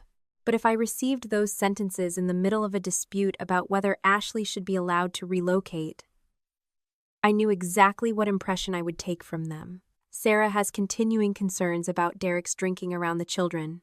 I could have added one sentence fixing that impression. I have not personally observed Derek drinking or appearing impaired during any recent custody exchange. I did not type it. That was when Nathan came into the room. He had been folding laundry in the bedroom and stopped when he saw my face. What are you doing? I leaned back, trying to decide how much truth counts as enough. He walked over, but did not look at the screen until I turned the laptop toward him. He read the paragraph. That all happened? He asked. Yes. And you believe all of it? Yes. He nodded. So what's bothering you? I know how she'll use it. Nathan read it again. What would you add if you weren't worried about how Ashley would react? I did not answer. He looked at me. Sarah, I would say I haven't seen anything recently. Then why isn't that there? Because she'll say I undermined the whole thing. Nathan pulled out the chair beside mine. Are you writing what happened, or what Ashley needs it to sound like? I stared at the document. That question hit me, because it was exactly what Ashley had tried to do with him. Not by inventing an event, by arranging true and uncertain pieces until the reader would supply the conclusion she needed. I'm not lying, I said. Nathan's voice stayed gentle. I didn't say you were. That sentence about Derek's drinking is true. I know. The night I took the kids is true. I know. So why does it feel dishonest? Because you know what's missing. I looked back at the screen. Nathan did not tell me to delete the statement. He did not tell me I owed Derek anything. He did not tell me that keeping access to Lily and Noah was not worth compromising for. He simply let me see the choice clearly enough that I could no longer hide behind the accuracy of individual sentences. I deleted the paragraph. Then I sat there staring at the empty document. I hate this, I said. I know. If I lose the kids over this, you won't lose them because of one document. You don't know that. No, that's not comforting. I wasn't trying to comfort you. I looked at him. He gave me the smallest smile. You told me you want people to answer the question that was actually asked. I laughed once. I'm beginning to regret teaching you how I work. You didn't. I closed the laptop. The thing that scared me most was not that I had almost lied. I had not. It was that I had almost discovered how easy it would be to mislead someone while remaining technically truthful. Ashley did not need Nathan to say Derek was drunk. She needed him to contribute one vague piece that pointed in that direction. I had nearly done the same thing from the opposite end. Provide true history while withholding the current context that weakened the implication. That realization stripped away the last bit of superiority I had been carrying. I was not morally stronger than Ashley because I could not imagine bending reality for someone I loved. I had just felt the temptation myself. The difference was what I did after I recognized it. The next morning, I sent Ashley a short message. If your attorney asks me about Derek's past drinking, I will answer honestly. I will also make clear what I have and have not observed recently. I'm not providing a statement designed to imply more than I know. She did not respond for almost 3 hours. Then she wrote, Understood. I did not believe she understood emotionally. I believed she understood the boundary. At the time, I still thought that mattered more. A week passed. Lily and Noah did not come over. Ashley said they were busy with school and appointments. I did not accuse her of punishing me, although I suspected that was part of it. I texted Lily once about a book we had been reading together and told her there was no pressure to respond. She sent me a photo of the next chapter and 3 heart emojis. I left it there. Then, late one night, my phone buzzed with a voice message from Ashley. I almost did not play it because I was already in bed and Nathan was asleep beside me. I put in one earbud and pressed play. Ashley sounded furious. Fine. If Nathan wants to pretend he remembers nothing, I'll find someone who does. I'm done begging people in this family to admit what they know. I listened to it twice. Then I saved it. By the time I understood how much of Ashley's future already depended on Atlanta, the move had stopped being an idea and become something she had quietly built around herself. The first clue was Lily. She was at my house one Saturday morning while Noah watched cartoons in the living room, and she had spread colored pencils across my dining table to make what she called a room plan. I assumed it was another drawing of the townhouse Ashley had shown her weeks earlier. Then Lily started labeling where the bed would go, which wall would hold her shelves, and where she wanted to put a bulletin board for her new school schedule. Science club meets on Thursdays, she said.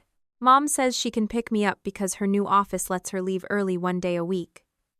I asked whether she had already spoken to anyone at the school. Lily nodded.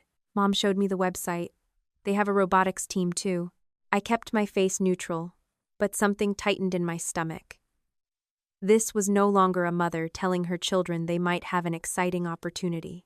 Ashley had given them a beginning date, a school, a house, and routines. She had made the future concrete enough for a 10-year-old to start arranging furniture in it. That sounds like a lot to look forward to, I said. Just remember, plans sometimes change until all the adults finish working things out. Lily's pencil stopped. But Mom said we're going. I chose my next words carefully. Your mom is working very hard to make that happen. Lily studied me for a second, and I could see the question forming behind her eyes. I did not want to become another adult teaching her to listen for hidden meaning, so I redirected her to the drawing and asked whether she had left enough space for a desk chair. Later that afternoon, Mom came over to bring me a box of place cards she had promised to finish addressing.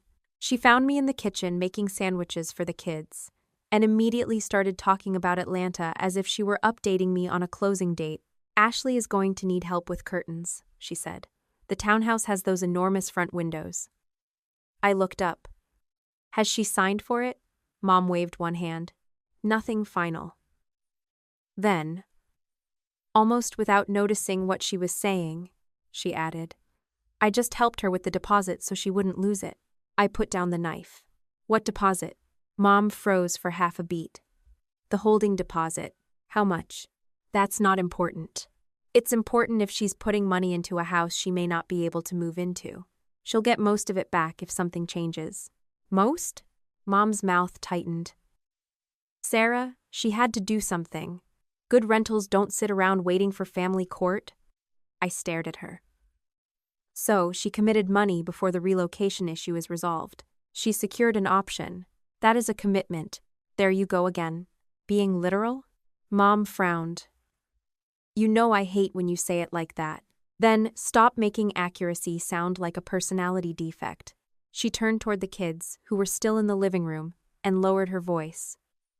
Ashley is trying to build stability. You act like every step she takes is reckless.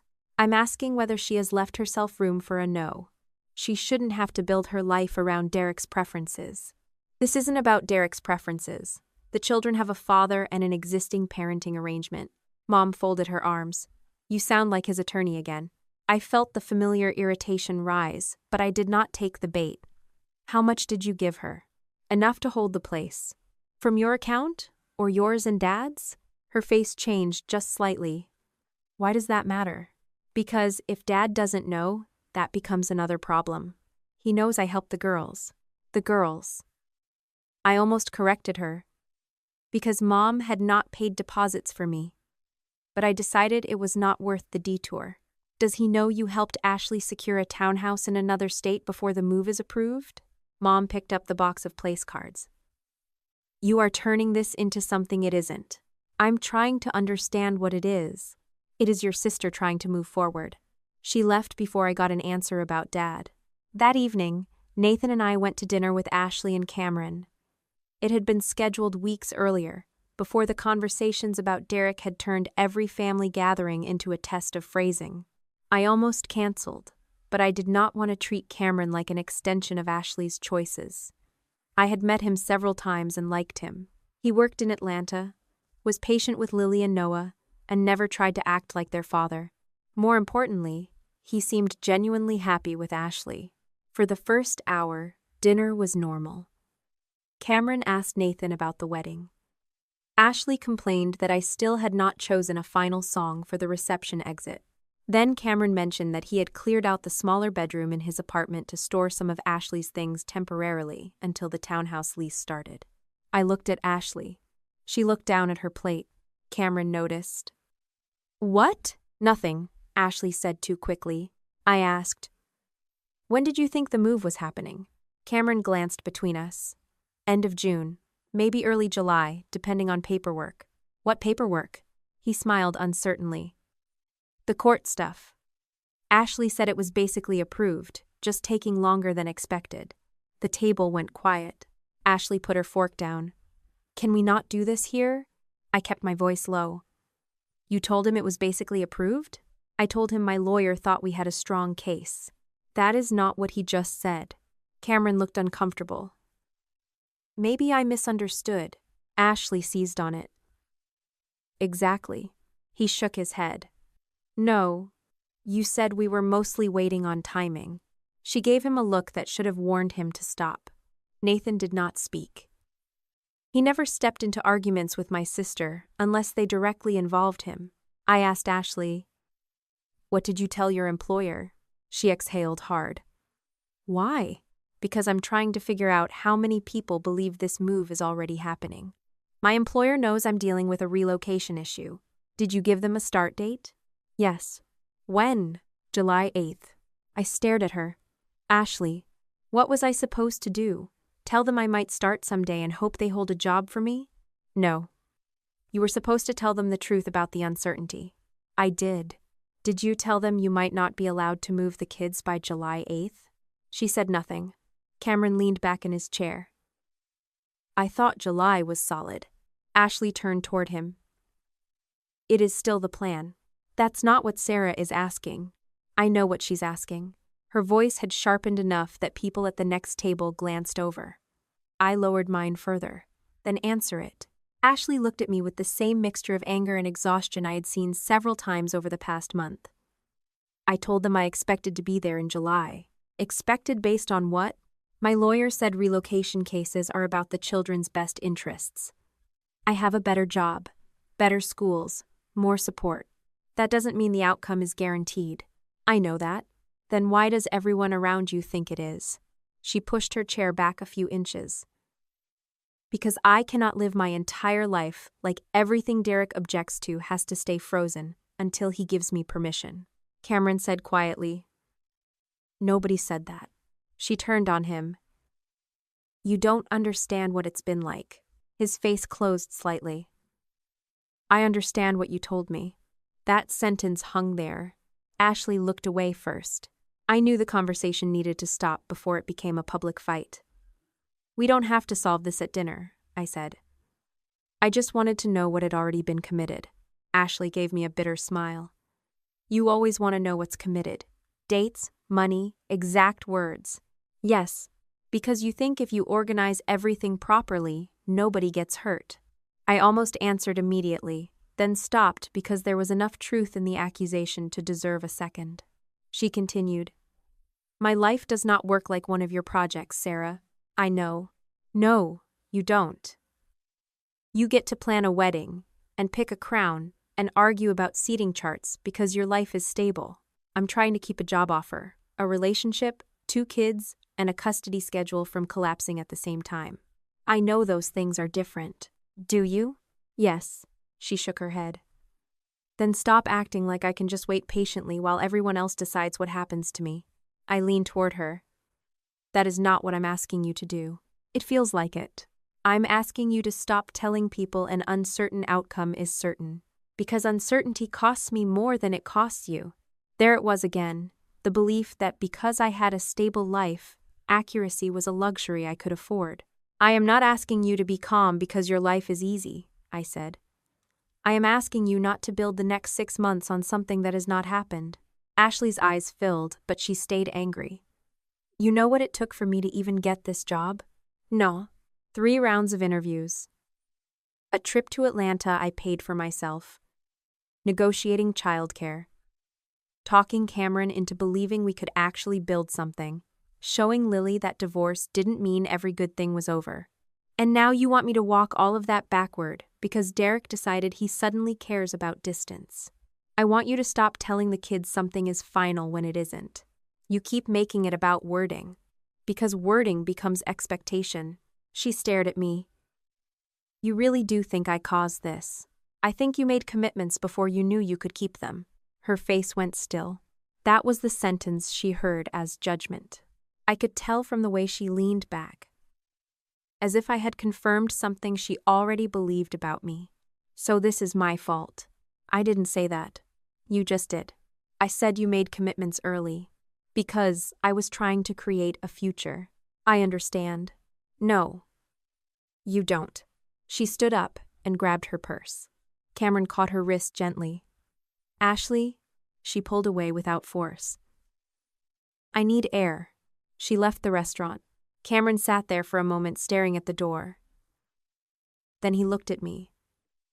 How uncertain is this? I hated that he had to ask.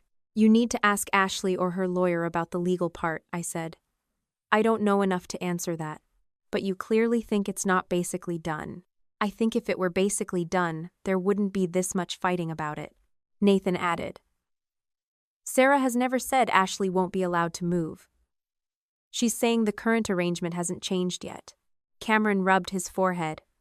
She told me the objection was mostly procedural. I did not correct Ashley for him. I had already learned how dangerous it was to become the person who explained my sister's life to everyone around her. I think you should ask her what she knows and what she hopes, I said. And make sure you know which answer is which. Cameron nodded slowly. Ashley came back after several minutes, but the dinner never recovered. We paid, exchanged stiff goodbyes, and left separately. On the drive home, Nathan said, That was worse than I expected. She has already made the move real for everyone. Kids, your mom, Cameron, employer, and herself. That was the part I could not stop thinking about. The townhouse deposit could be lost. The job could disappear. Cameron had adjusted his life. Lily had picked out a school club. Noah was already talking about which toys would go in which room. Each choice made the move feel less like a possibility and more like something Ashley had already earned. And once a future feels earned, anyone standing between you and it starts to look like the villain.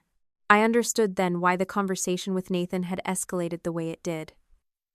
Ashley had not been sitting calmly at home wondering whether she could improve a legal argument. She had already created obligations in 5 directions. Every day, the move remained uncertain, threatened another promise she had made. A witness saying he might have smelled alcohol was not just useful to her case. In her mind, it could help protect everything she had already built. That understanding did not excuse her. It made me more worried. A few days later, Mom called and asked whether I had apologized for embarrassing Ashley in front of Cameron. No, you should. For asking what she told him? For interrogating her at dinner. She told him the move was basically approved. She believes it will be.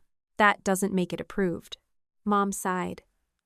You are so determined to watch her fail. I sat up. What did you just say? You heard me. I have helped Ashley through more failures than you can count.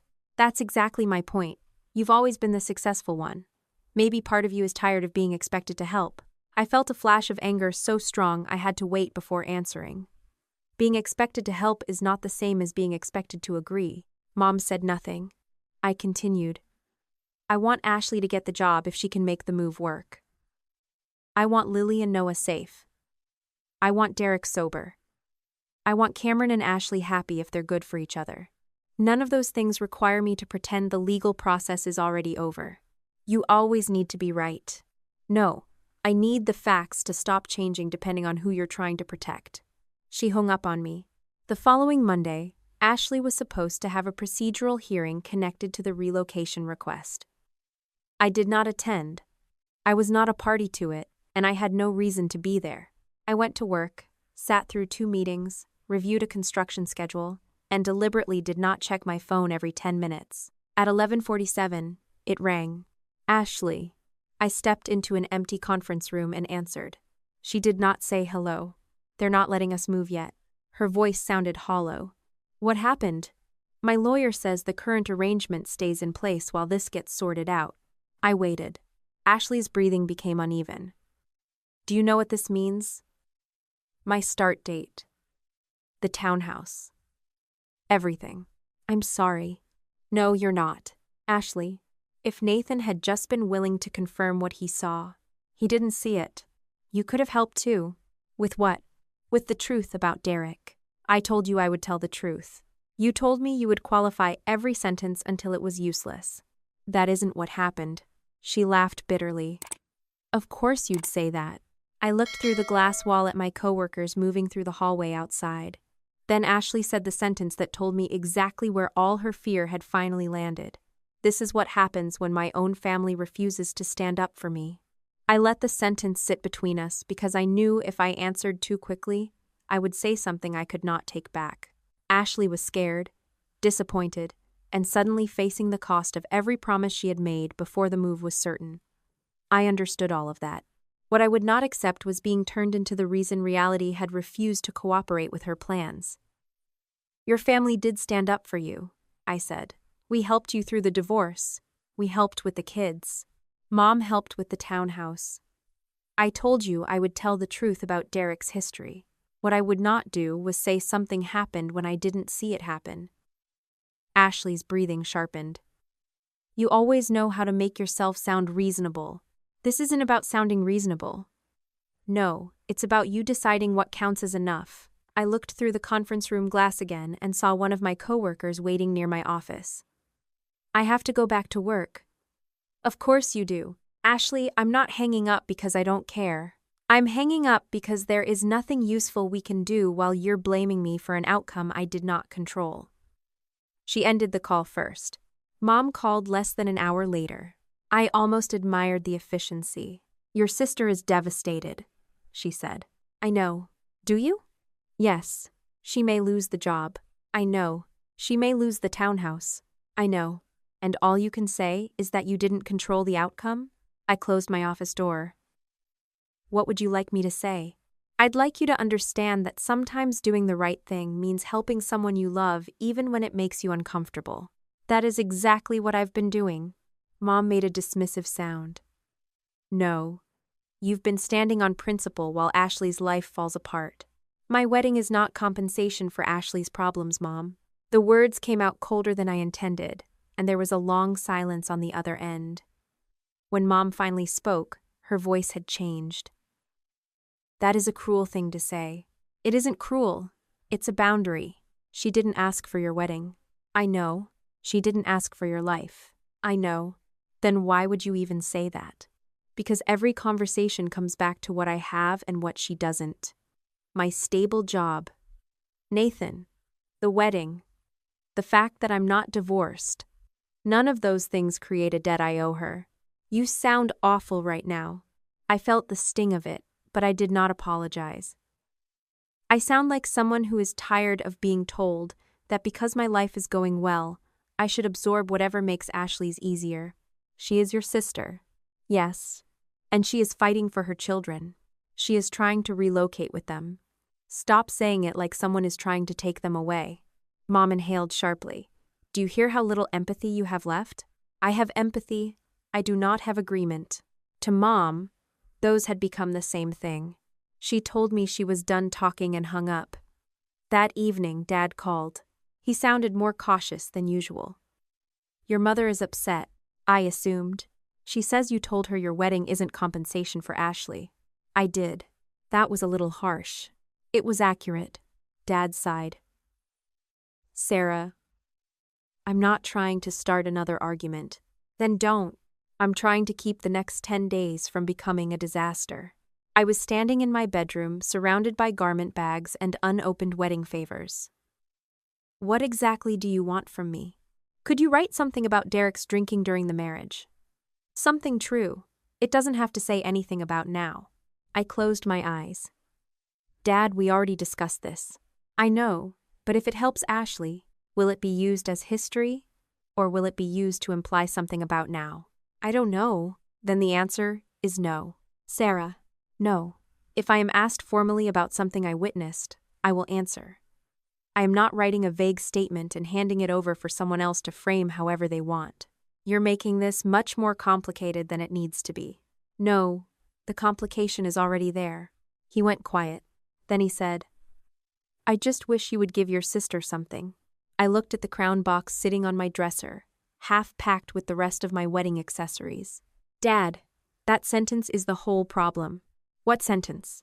Give your sister something. You know what I mean. Yes, I finally do. He sounded frustrated. I'm not asking you to give up your life. No, it's always one thing. One call, one statement, one apology. One dinner, one moment. Somehow the thing I'm asked to give is always small enough that saying no makes me look selfish. Dad did not answer immediately. I continued. I am not changing my position. Your mother is going to take this badly. That is not a reason to change it. He sighed. Fine. I knew it was not fine. 2 days later, Ashley made the pressure personal. She texted asking if we could talk. I called her after work. Her voice was controlled, which worried me more than tears would have. I need some space, she said. From all of this. That's probably a good idea. I mean for the kids too. I leaned against the kitchen counter. What does that mean? It means Lily keeps repeating things you've told her. I told Lily she does not need to solve adult problems. You told her Derek is taking care of himself. I told her that is what I have observed. That is not your place. You are the one who let her think he might be drinking again. You don't know what I told my daughter. You're right. I know what she asked me. Ashley went silent. Then she said, Until this is settled, I think I need to limit the time they spend with you. There it was. It still hurt even though I had known she might do it. Do not make them the price of agreeing with you, I said. I'm not. You are telling me I see my niece and nephew less because I will not support your version of Derek. I'm telling you I need consistency around my children. Consistency with what? With me. That answer chilled me because it was so honest. You want everyone around them saying the same thing. I want people supporting me as their mother. Even when you're not sure what happened? Ashley snapped. Stop acting like this is about one pickup. It became about one pickup when you tried to turn it into evidence. You are impossible. No, I'm consistent. I can't keep letting you confuse them. Then don't bring adult allegations into conversations they can hear. She went silent again. I softened my voice, not my position. Ashley, I love Lily and Noah. You know that. I will not beg you for access to them by saying something I don't believe. You make everything sound like blackmail. Then stop attaching access to agreement." She ended the call. I stood in my kitchen for several minutes afterward, fighting the instinct to call her back. That instinct had been trained into me over years. Ashley pulled away. Mom panicked. Dad asked me to fix it, and eventually I made the first call because I could tolerate discomfort better than everyone else. This time I did not. Nathan came home while I was still standing there. He listened to what happened and asked, "Do you want Ashley at the wedding?" The question surprised me. "I don't know." "That's okay. I don't want to punish her because she's angry." "That isn't what I asked." I looked at him. He continued, "Do you trust her to respect the wedding?" That was harder. "I trust her not to make a scene on purpose." Nathan raised an eyebrow. "I know how that sounds. I'm not judging. I think she still wants to be there." That wasn't the question either. I sat down. "If she does one more thing involving you, me, or someone else's memory, she's out." Nathan nodded. "Okay. You think that's too generous?" "I think it's your sister and your wedding. I want the boundary clear before the day arrives." It is now. I sent Ashley a message that night. I did not mention the children. I did not threaten her. I wrote, "I am not removing you from the wedding over our argument, but I need this understood clearly. There cannot be another attempt to involve me, Nathan, or anyone else in changing or strengthening a memory about Derek. If that happens again, you will not remain in the bridal party." Ashley read it within minutes. She replied, "I haven't done anything else." I wanted to believe her. For several days, things became quieter. That should have reassured me. Instead, Mom became more restless as the wedding approached. She called about flowers, then turned the conversation toward Ashley. She called about transportation, then reminded me that Ashley had lost enough.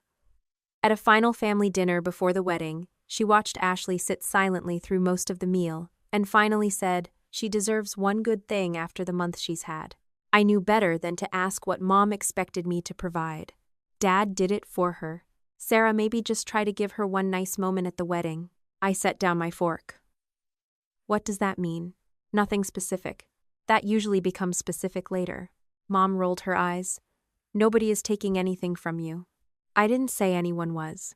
You act like being kind to your sister somehow diminishes you. I have been kind to Ashley. She doesn't feel that way. That doesn't make it untrue. Ashley stared at her plate. Can everyone stop talking about me like I'm not here? Mom reached over and squeezed her hand. I'm trying to make sure you don't spend the whole wedding feeling like an outsider. I looked at Ashley. Do you feel like an outsider? She hesitated. Sometimes. Because of me? Another hesitation. Because everything is changing. That answer I could understand. My marriage would change family routines. Her relocation case was uncertain. Cameron was in Atlanta. Derek was still part of her life through the children. She was living between one version of her future and another. I said, "You are still my sister. You are still in my wedding. I am not asking you to pretend everything is fine." Mom immediately said, "Then maybe let her have something special that day." I turned toward her. "No," she blinked. I didn't even say what. I know. Dad gave me a tired look. "Sarah." "No, the wedding is not a family redistribution project." Ashley looked embarrassed. "Mom, I don't need anything." Mom's face tightened. "You say that because you've been made to feel like asking for anything is selfish." I stood up. "I'm done with this conversation," Dad said. "Don't leave." "I'm not leaving the family. I'm leaving the table." Mom laughed under her breath. "There she goes." I looked at her. Yes, there I go. I took my plate to the kitchen, rinsed it, and went home with Nathan. 4 days before the wedding, I was reviewing vendor confirmations when a message appeared from a number I had saved months earlier but had not used since. Melissa. For a second, I assumed it was about Lily's school. Then I read the first line. I don't want to be involved in this, but Ashley told me Nathan remembers the same thing she's been asking me to remember. My hands went cold. A second message arrived. I think you need to see these. Melissa sent 6 screenshots. I opened the first one at my kitchen table with Nathan standing behind me, and within seconds I understood why she had contacted me. Ashley had begun with the same kind of harmless question she had used on Nathan. "Do you remember Derek picking up the kids from Sarah's place a few weeks ago?" Melissa answered that she remembered seeing him briefly. Ashley asked whether he had seemed tired, distracted, or off. Melissa said he had seemed normal to her. Then Ashley shifted. "Could there have been beer on his breath? You were close enough to him for a minute." Melissa replied that she had not smelled anything. Ashley kept going. "I'm not saying he was drunk. I'm asking whether you could have missed it." The wording was so familiar that I felt my stomach drop before I even reached the last screenshot. Nathan pulled out the chair beside me. "Keep reading." In the 5th screenshot, Melissa had written, "I really don't know what you want me to say. I didn't notice anything unusual." Ashley answered, "Nathan remembers something too, so I'm trying to figure out whether you both noticed the same thing." Melissa asked what Nathan remembered. Ashley replied, "He won't commit to anything because Sarah has him scared of getting involved." The final message from Melissa was simple. "Then I'm not comfortable being part of this." Ashley did not respond. I looked at Nathan. His expression had gone flat. I never told her I remembered anything. I know. She used my name to make Melissa question her own memory. I know. That was the moment the first incident changed shape for me. Until then, I had still been able to tell myself Ashley panicked once, pushed too hard, felt ashamed, apologized, and stopped. I had built my decision around that possibility. The screenshots destroyed it. Ashley had not misunderstood my boundary. She had gone around it. I called Melissa immediately. Not because I needed more evidence, but because I wanted to know the context before I did anything irreversible. She answered on the second ring and sounded nervous. "I'm sorry to dump this on you right before the wedding. You didn't create the problem. I don't want to get involved in the custody case. I'm not asking you to." She exhaled. "Good." I asked when Ashley had contacted her. Melissa said the first message had come about 10 days after the pickup at my house, which meant Ashley had reached out after Nathan's refusal and after my written warning. At first, Melissa thought Ashley was simply asking whether she remembered Derek acting strange. She had answered because the exchange had been normal enough that she saw no reason not to. What made her uncomfortable was the repetition. Every time I said I didn't notice anything, she changed the question. "Melissa told me." Then she said Nathan remembered it too. I thought maybe I was forgetting something. That's why I finally asked her what he said. Why send it to me now? Because she messaged me again yesterday. I sat straighter. What did she say? She asked if I'd be willing to talk to her lawyer if needed. I said no. Then she said it might help if I just explained that I couldn't rule alcohol out. Nathan closed his eyes briefly. Melissa continued. "I don't know much about custody law. I just know I don't remember smelling alcohol, and I don't want somebody taking I can't rule it out and making it sound like I saw something." You're right. I also didn't like that she used Nathan's name. Neither do I. I'm keeping the original messages. Please do. And don't send anything to anyone because of me. If someone formally contacts you, deal with it however you think is appropriate. Melissa sounded relieved. Thank you. Before we ended the call, she apologized again for the timing. I told her not to. The timing was not hers to own. Afterward, I opened the folder where I had saved Nathan's screenshots and my message to Ashley. For the first time in weeks, I played the voice message Ashley had sent after our argument. Fine. If Nathan wants to pretend he remembers nothing, I'll find someone who does. I'm done begging people in this family to admit what they know. When I first heard it, I had treated it as anger. Now I heard a plan. Nathan leaned against the counter. What are you going to do? I did not need long to answer. She's out of the bridal party. He nodded once. Not the wedding, I added. Not yet. Okay. I'm not throwing Lily and Noah into a family explosion 2 days before the ceremony. If Ashley can attend as a guest and behave like one, I'm not going to make them choose whether to come. Nathan looked at me for a moment. That makes sense, but I'm not standing beside her at the altar pretending she respected the one condition I gave her. That also makes sense. I appreciated that he did not tell me I should go further. He had every reason to be angrier than I was. Ashley had used his name to pressure another person after he had explicitly refused to participate. Still, he left the consequence to me. I texted Ashley and asked her to come to my house that evening without the kids. She called immediately. Is something wrong? Yes. What? Come over. She arrived 40 minutes later.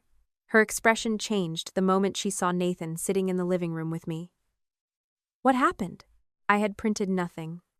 I did not need to perform evidence. I put my phone on the coffee table and opened Melissa's screenshots. How many people did you contact after I told you to stop? Ashley's face changed. That was enough. Sarah. How many? I asked Melissa what she remembered. You asked her repeatedly whether she could have smelled beer after she told you she didn't. I was trying to understand what happened. You told her Nathan remembered something. He does remember the pickup. That is not what you implied. Ashley picked up the phone and scrolled through the screenshots. She sent you all of this? Yes. I can't believe her. Do not make Melissa the problem. I never asked her to lie.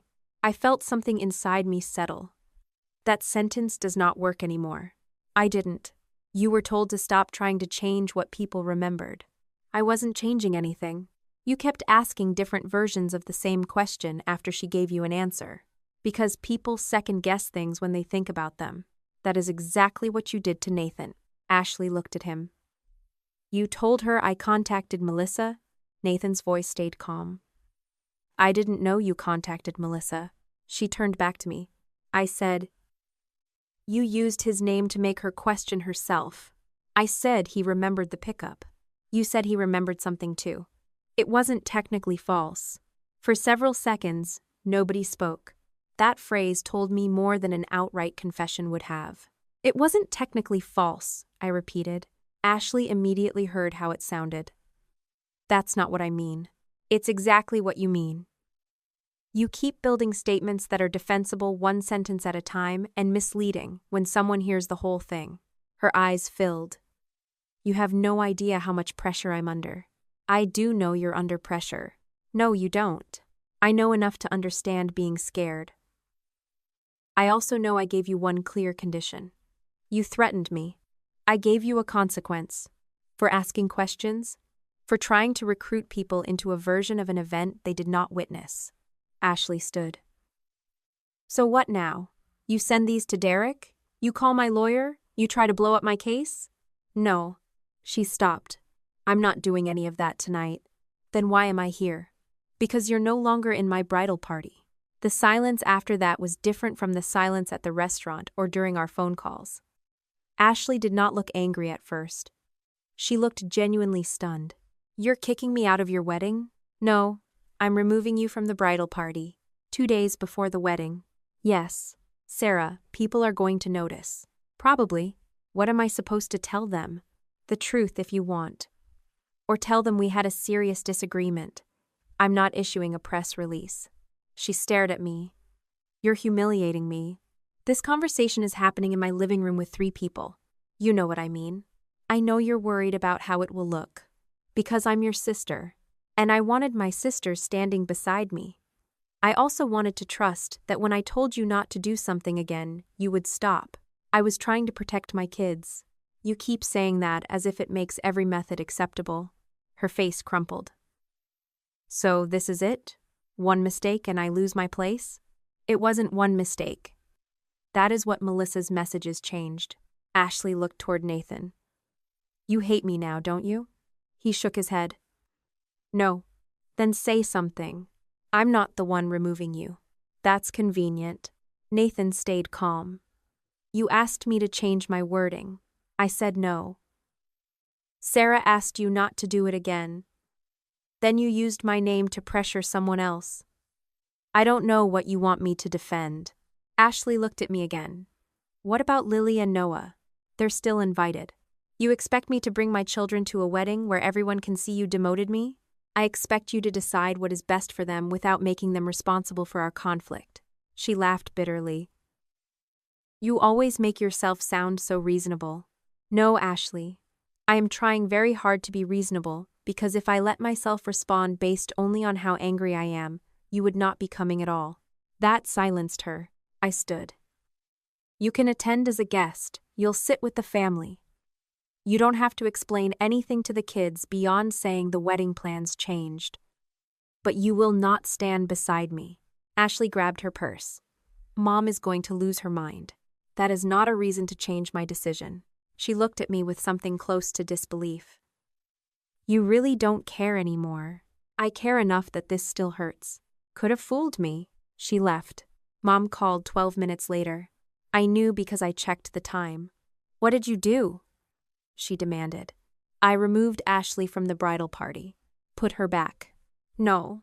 Sarah, your wedding is in 2 days. I know. People will ask questions.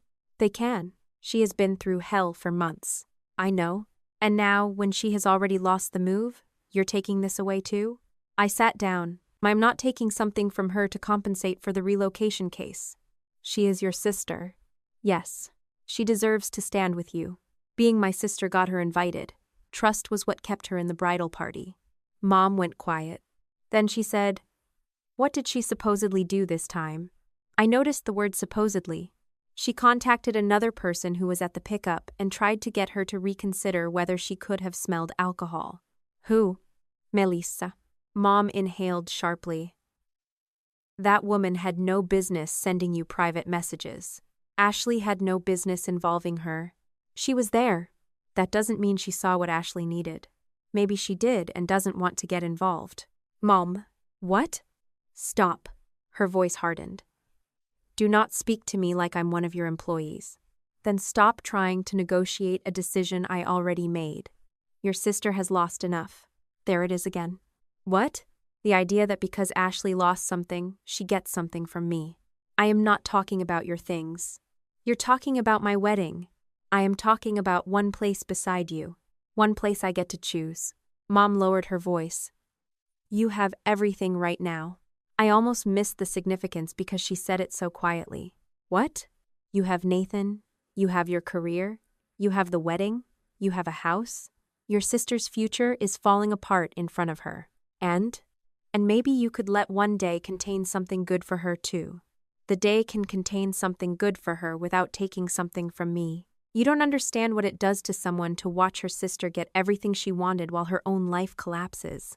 I thought about Ashley's job offer, Cameron, the townhouse, Lily's room plan, and all the promises Ashley had made before anything was certain. I did feel sympathy for her. What I no longer felt was responsibility for repairing it. My wedding is not a scale you get to balance, I said. Mom was silent. Then she asked, what would it cost you to let her stay in the bridal party? Trust. Oh, please. That answers why we're done discussing it. She told me Dad would call. I won't change my answer for him either. Dad called anyway. His approach was softer. Your mother is upset. I know. Ashley too. I know. Could there be a middle ground? She attends as a guest. That doesn't feel like middle ground to her. It is the middle ground I'm offering. Dad sighed. Can you at least give her one good moment during the wedding? A photo? A toast? Something so she doesn't feel pushed out of the family. My entire body went still at the phrase. One good moment. Yes. No. Sarah, I didn't even say what. Neither did Mom earlier this week. I'm answering the principal. Dad sounded exhausted. Nobody is trying to take your wedding away. Then stop asking me to redistribute it. He was quiet. I added, Ashley is still invited. Her children are still invited. I am not humiliating her publicly. I am enforcing the consequence I already told her would happen. Dad finally said, I wish you could be more flexible. I was flexible the first time. We ended the call without agreement. On the morning of the wedding, I was almost ready when Ashley arrived with Lily and Noah. She was dressed as a guest rather than a bridesmaid. In a navy dress Mom had helped her find the previous afternoon. I had deliberately told the coordinator she could come into the family photo area before the ceremony so the children would not feel as though their mother had been banished. That was why she was close enough for what happened later. Lily hugged me and told me I looked beautiful. Noah asked whether weddings always took this long. Ashley and I exchanged a careful hello. For several minutes, everyone behaved. Then Mom noticed the crown. Her eyes moved from my hair to Ashley and back again. "Sarah," she said, "I'm asking one last time. Let your sister wear it for one picture." I looked directly at her. "No." Mom stared at me as if she had expected hesitation and had not prepared herself for a clean answer. "It's one picture, Sarah." I could hear the photographer shifting her weight behind me, careful not to raise the camera again. Lily and Noah had already been moved farther down the hallway with Michelle, and Ashley stood beside Mom in the navy dress she had bought after I removed her from the bridal party. She looked uncomfortable, but she did not step away. "I said no," I repeated. "That is the whole answer." Mom's expression tightened. "You are going to regret making everything a battle." She stepped closer, before I understood what she intended to do. Her hand went behind my head, fingers finding the pins holding the crown in place, and then I felt the sudden pull. One pin caught in my hair hard enough to make my eyes water. "Mom." She ignored me, freed the crown, and held it in both hands like she had just removed a decoration from a table instead of something from my body. Then she turned and placed it on Ashley's head. "She deserves something special too," Mom said. For a moment, nobody moved. Ashley lifted one hand toward the crown, her face pale. "Mom, maybe don't..." Dad cut in before she finished. "Sarah, let her have one moment." His voice had that familiar, pleading quality that meant he believed the quickest way to end the discomfort was for me to surrender something small. He had used the same tone at holidays, birthdays, family dinners, and once when Ashley had borrowed my car without asking and returned it almost empty. One moment, one favor, one apology. One thing that supposedly cost me less than conflict cost everyone else. I looked at him. "Do you even know why she was removed from the bridal party?" His eyebrows pulled together. "Because of the custody disagreement. That is not what I asked." Mom stepped between us slightly. "This is your wedding day. Are you really going to stand here interrogating your father?" I turned toward her. "Did you just take that off my head after I told you no? It's a crown. Then why did you need to take it?" Her mouth opened, but Nathan moved beside me before she could answer. He did not reach for Ashley. He did not touch the crown. He looked at me first, and the fact that he did that steadied me more than if he had wrapped his arms around me or started shouting. I held his gaze for a second. I did not tell him to stop. Nathan looked at Ashley. "Keep it on." Mom visibly relaxed. Dad exhaled. Ashley looked confused. Then Nathan said, "Now tell everyone what you asked me for 6 weeks ago." Everything changed at once. Ashley's hand froze against the crown. Dad turned toward her. Mom's face drained of color, and the word came out of her before she could stop it. "Don't." Nathan turned slowly toward her. "So you knew about that too?" Dad's head snapped toward Mom. "Knew about what?" The photographer lowered her camera completely. One of my bridesmaids took a step backward. Ashley looked at Mom with open panic, and in that instant I knew something I had only suspected until then. Mom had not merely heard a sanitized version after the fact. She knew enough to be afraid of the question itself. "This is not the place," Mom said. Dad looked at her. "Linda, what did Ashley ask Nathan?" "Robert, not now." "What did she ask him?" Mom glanced at me, as if I had arranged the entire scene for the purpose of humiliating her. "Sarah, stop this. I'm not the one talking." Ashley finally spoke. "It was a private conversation." Nathan kept his tone level. "It was private when you made one bad decision and apologized. It stopped being private when you used my name with Melissa, and then let everyone tell Sarah we refused to help you for no reason." Dad looked at me. "Melissa?" I could see the pieces arriving in his mind too slowly to form a picture. For weeks he had been telling me to support Ashley without ever asking support in what way. He had allowed Mom to give him softened summaries, and then used those summaries to pressure me. Now he was standing in front of us, realizing the details had never been details at all. They were the entire story. Ashley's voice cracked. "I was scared." Nathan nodded once. "I know. You know what Derek was like.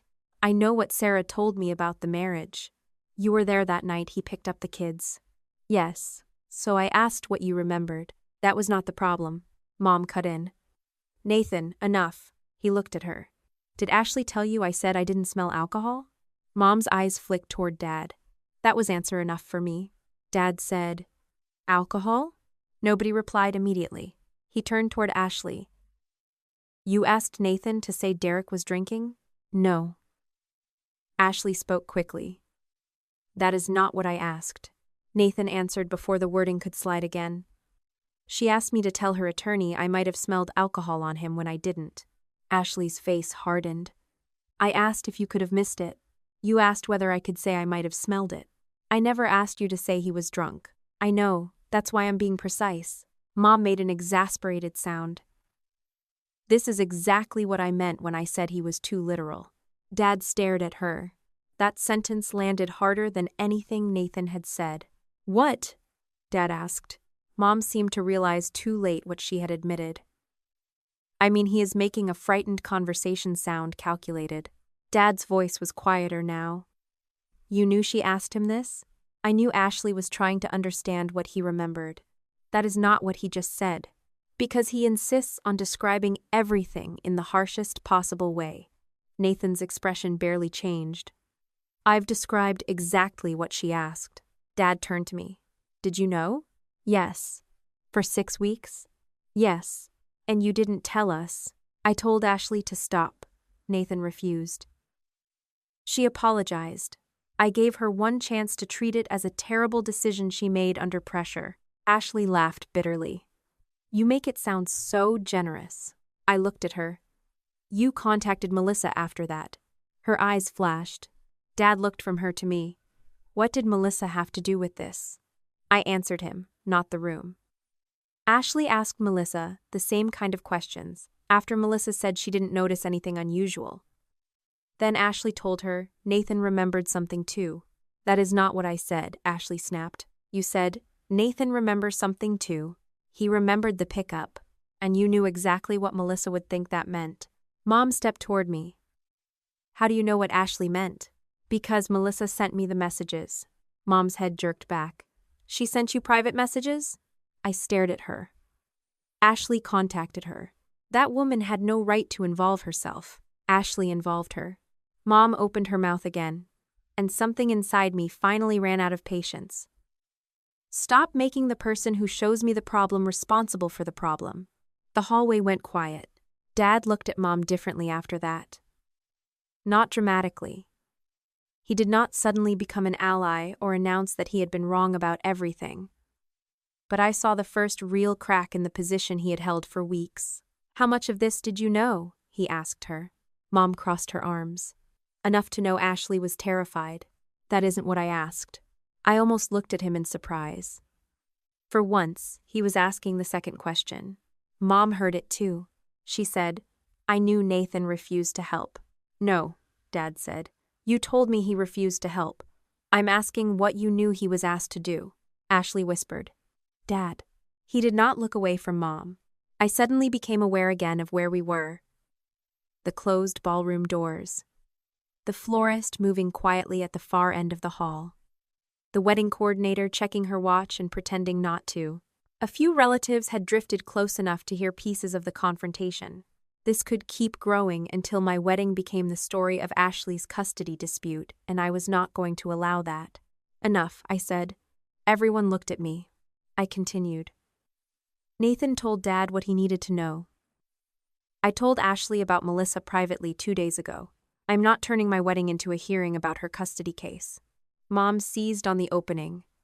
Exactly. Then let's all calm down and move forward. No. Her relief vanished.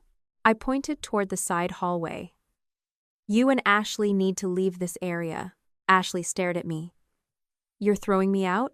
I am asking you to leave the bridal area and the reception space for now. Lily and Noah can stay with Michelle if they want to. Nobody is asking them to choose anything. Mom stepped in front of Ashley. You are not excluding your sister from your wedding over this. I already gave her a consequence privately. You turned it public. I gave her one picture. You took something off my head after I said no. You were punishing her. I removed her from the bridal party because she violated the boundary I gave her. She was scared. Being scared explains why she did it. It does not erase that she did it. Ashley looked at me with tears in her eyes. You wanted this. I felt the accusation hit and pass through me. No. I wanted you to stop after Nathan.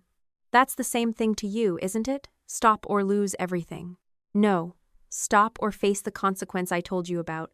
Mom said, you are enjoying being right. That almost made me laugh because I felt nothing like enjoyment. My scalp hurt where the pin had pulled. My father looked like he had discovered a door in his own house he had never noticed. My sister was crying in my wedding hallway. The man I was about to marry had just been forced to say aloud something he had tried to keep private for her sake. I would have preferred to be wrong about all of this, I said. Dad finally spoke. Ashley, go with your mother. Mom turned toward him. Robert. He did not look at her. Go. She stared at him for a long moment. Then she turned toward Ashley. Ashley reached up and removed the crown. She looked at it in her hands, and for the first time that morning she seemed to understand what Mom had turned it into. Sarah.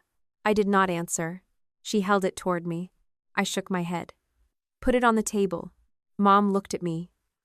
Take it back. I looked at the crown, then at her. That isn't what I need back. Mom's face changed.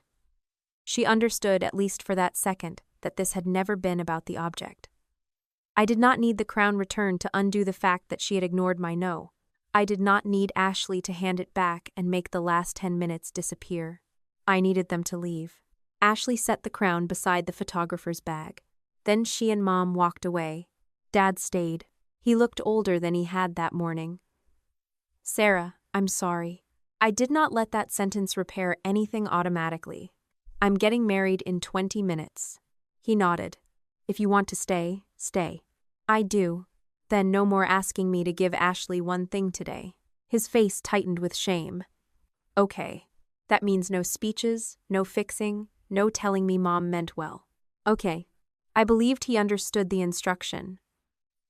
I did not yet know whether he understood why it existed. My bridesmaids came back into the room after Mom and Ashley were gone. One of them asked if I wanted the crown repinned. I told her no. She fixed the strands Mom had pulled loose instead, and when I looked in the mirror, my hair was simpler than we had planned. I liked it better. The ceremony started 14 minutes late. Nathan waited at the front, and when I saw him, I felt the first real calm I had felt all morning. Dad walked beside me, but I did not lean on him. Halfway down the aisle, I noticed Lily and Noah sitting with Michelle. Lily gave me a small wave. I smiled back. Ashley's chair was empty. Mom's was too. For a few minutes, I wondered whether that should hurt more than it did. Then Nathan took my hands, and the thought disappeared. We said the vows we had written months earlier, long before any of us knew words like memory, support, loyalty, and truth would become weapons in my family. When Nathan promised not to decide for me what I could decide for myself, my throat tightened. It was not a line written for the crisis. It had always been in his vows. The reception went forward without Mom and Ashley. Dad stayed but kept mostly to himself. Several relatives asked whether Mom felt sick. I told them there had been a family disagreement and she had gone home. That was all they were entitled to know. Later, when Nathan and I finally got 5 minutes alone in the small room behind the ballroom, I sat in front of the mirror and removed the remaining hairpins one by one. My scalp was sore. Nathan loosened his tie and leaned against the wall. Do you regret saying it? I asked. He knew what I meant. I regret that I had to. That isn't an answer. He thought for a moment. No. I put another pin on the table. What if this makes things worse for Lily and Noah? Nathan came closer but did not give me the easy reassurance I was secretly asking for. It might make things messier for a while. I looked at him. He continued. But you stopped helping the adults build something on a lie. What happens next belongs to the adults who built it. I wanted to believe that. The harder part was accepting that I could not control what happened next. We returned to the reception. I danced with Nathan. I spoke to guests. I ate half a piece of cake and finally laughed without forcing it. The wedding did not collapse because my mother left. The room did not become empty because Ashley was not standing beside me. That realization was quieter than revenge and far more useful. Shortly after midnight, Nathan and I got back to the hotel. I had just taken off my shoes when my phone buzzed. "Dad," his message said. "I went back through the family chat. There's something you need to see." A screenshot followed.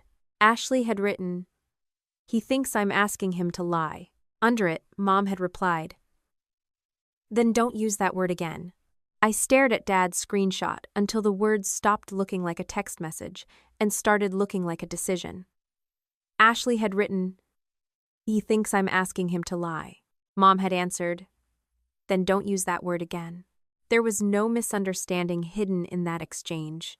Mom had known enough to understand exactly what Nathan thought Ashley was doing, and instead of telling her to stop, she had coached her on how to describe it differently. I was still sitting on the edge of the hotel bed in my wedding dress, one shoe on the carpet and the other somewhere near the door, when Nathan read the screenshot over my shoulder. He did not say anything for several seconds. Then he asked, "Do you want to keep reading tonight?" I almost said no. I wanted one night in which my family did not get to occupy the space between us. But Dad had written that there was more, and I knew if I put the phone face down, I would spend the next hour imagining what it said. "Send me the rest," I texted him. Dad sent screenshots from the group chat in batches. I remembered the chat vaguely from months earlier, when Mom had called it Ashley's fresh start and filled it with apartment listings, school rankings, and encouragement about Atlanta. I had muted it, then left entirely, because I was planning a wedding and did not need 20 notifications before breakfast about neighborhoods I was not moving to. Sometime later, Mom had renamed it simply Family. Dad had remained in it. So had Ashley, Michelle, 2 of my aunts, and a cousin. What I had not known was how often my name had appeared after I left. One message from several weeks before the wedding read, "Sarah says she won't sign anything about Derek unless every sentence has a date attached." Mom responded, "That's Sarah. She always needs everything technically perfect." A few days later, Ashley wrote, "Nathan thinks I'm asking him to lie." Mom replied with the sentence Dad had already sent me, then added, "Ask him what he remembers without framing it that way. He's too literal when he feels cornered." Another message made my stomach tighten. Ashley had written, "Sarah keeps saying she won't be pressured." Mom answered, "She always says that at first. Give her time. She comes around when the discomfort gets worse than the principal." Nathan read that one twice. "That's not an opinion about you," he said. "That's a strategy." I knew. I scrolled further. There were messages about Dad, too. Mom would tell the group that he was trying to stay neutral, then privately summarize events for him in the mildest possible terms. One day, Ashley wrote, "Dad thinks Nathan just doesn't want to get involved." Mom replied, "Leave it there. Robert doesn't need every detail." I had to stop reading for a moment after that. Dad's avoidance was still his own fault. No one had prevented him from asking questions. But Mom had understood his weakness well enough to use it. She knew he preferred a version that required no confrontation, so she gave him one. Then, I reached the messages from the week before the wedding. Ashley had written, "Please don't start anything at the wedding. I already feel like everyone is watching me." Mom replied, "You deserve one good memory after the month you've had." Ashley answered, "I mean it, Mom. It's Sarah's day." Mom wrote, "It can be Sarah's day without you disappearing." There was nothing about the crown. Nothing that proved Mom had planned that exact act in advance. That mattered to me because I did not want to turn evidence into something larger than it was just because I was angry. The messages showed that Mom had already decided my wedding should somehow repair Ashley's bad month. They showed she believed Ashley deserved some visible restoration after being removed from the bridal party. They did not show that Ashley had asked her to take my crown. If anything, Ashley had warned her not to create another scene. I put the phone down. Nathan sat beside me. "You okay?" "No." He waited. "But I'm not surprised. That might be worse." "It is." What hurt was not discovering that Mom had defended Ashley. I had known that all my life. What hurt was seeing how deliberate the translation had been. She had not simply misunderstood me. She had understood my boundary well enough to predict how long she thought it would take before I abandoned it. She had understood Nathan's refusal well enough to advise Ashley not to use the word lie. She had understood Dad's passivity well enough to decide which details he did not need. I texted Dad, "Did you actually read these before tonight?" His answer came a minute later. "Not most of them. I muted the chat months ago and skimmed when Linda told me something important was there." I believed him because it fit exactly what I had seen from him. It did not excuse him. I wrote, "Then tomorrow we talk about why you were willing to pressure me based on conversations you didn't bother to read." He replied, "You're right. That was the first apology he gave me that night, and I did not answer it." The next morning, Nathan and I had breakfast in our hotel room because neither of us wanted to walk into a dining room full of relatives. We were supposed to leave for a short honeymoon 2 days later, and I decided that unless something urgent happened, I was not spending those 2 days managing my family. I sent one message to Dad saying I would talk to him after we returned. I sent nothing to Mom. I sent nothing to Ashley. Then I turned off notifications from everyone except Lily and Noah. For the first time in years, I allowed a family crisis to exist without immediately assigning myself a task. That did not mean the custody problem disappeared. About a week after we came home, I received a call from Ashley's attorney's office asking whether I would be willing to speak about specific events I had personally witnessed. I did not know what had been said between the attorneys before that call, and I did not pretend I did. What I knew was that Nathan had also been contacted, and a few days later, Melissa told me she had received a similar request. None of us sent screenshots to a judge. None of us marched into a courthouse with a folder and expected one dramatic message to decide where 2 children would live. We preserved the original conversations and answered the questions put to us through the proper channels. When I was asked about Derek's drinking during the marriage, I told the truth. I described the night I picked up Lily and Noah because Derek was drunk. I described what I personally saw. I also said that I had not observed him impaired during any recent exchange, including the pickup at my house Ashley had later questioned. I did not soften his past to protect him, and I did not stretch his past to help Ashley. Nathan did the same. He said he remembered Derek coming inside briefly, speaking normally, collecting the children, and leaving. He said he did not smell alcohol. When asked whether Ashley had contacted him afterward, he provided the original messages, showing that she repeatedly asked whether he could say he might have smelled something despite his answer that he had not. Melissa kept her own messages and handled them separately. She later told me only that she had explained the same thing she told me. Derek had seemed normal to her. She did not smell alcohol, and Ashley kept changing the question after receiving that answer. I did not ask Melissa for details beyond that. She had already been dragged far enough into something she had never volunteered to join. The result was less dramatic than Mom had spent months pretending everything would be. Ashley did not suddenly lose custody. Derek did not walk out of a courtroom carrying both children while everyone gasped. The allegation about that particular pickup could no longer be treated as though multiple independent witnesses had observed alcohol, because we had not. The way Ashley had approached more than one person also created questions about how she was presenting evidence and how much weight should be given to claims that depended on coached uncertainty. Her relocation request did not move forward on the schedule she had promised everyone. The existing parenting arrangement stayed in place while the dispute continued through the process. To Ashley, that felt like losing everything at once. The Atlanta job could not wait indefinitely. The townhouse deposit became a problem. Mom could no longer describe as a harmless holding fee. Lily's imagined bedroom remained a picture on a screen. Noah stopped talking about which toys he was taking. The hardest consequence, though, had nothing to do with a judge. Cameron called me about 3 weeks after the wedding. I almost did not answer because we had never had a relationship independent of Ashley, but he left a message saying he wanted to ask me one factual question and would not contact me again if I preferred. I called back. He sounded exhausted. Did Ashley know, when she told me the move was basically approved, that Derek had formally objected? Yes. He was quiet.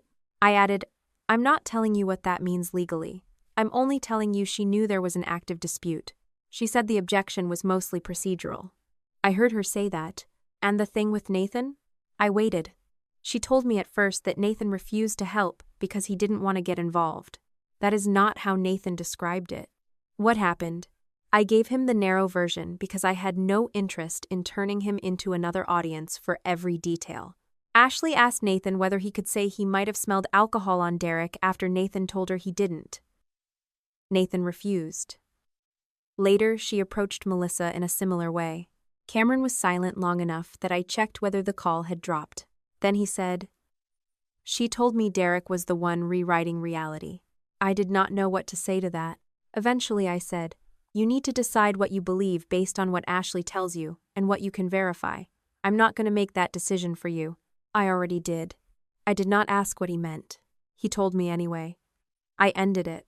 I closed my eyes, not because I was happy. I had liked Cameron.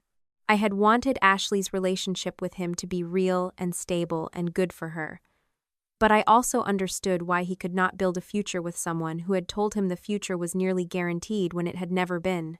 "I'm sorry," I said. "So am I." That was the last conversation I ever had with Cameron. Ashley called me the same night. I knew immediately she knew he had spoken to me. "You talked to Cameron?" "Yes." "You had no right." "He called me." "You could have refused." I answered 2 factual questions. "You told him about Nathan?" He asked. "You destroyed my relationship." There were a dozen angry things I could have said.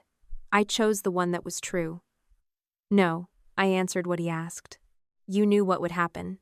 "I knew he was already questioning what you told him. You always do this.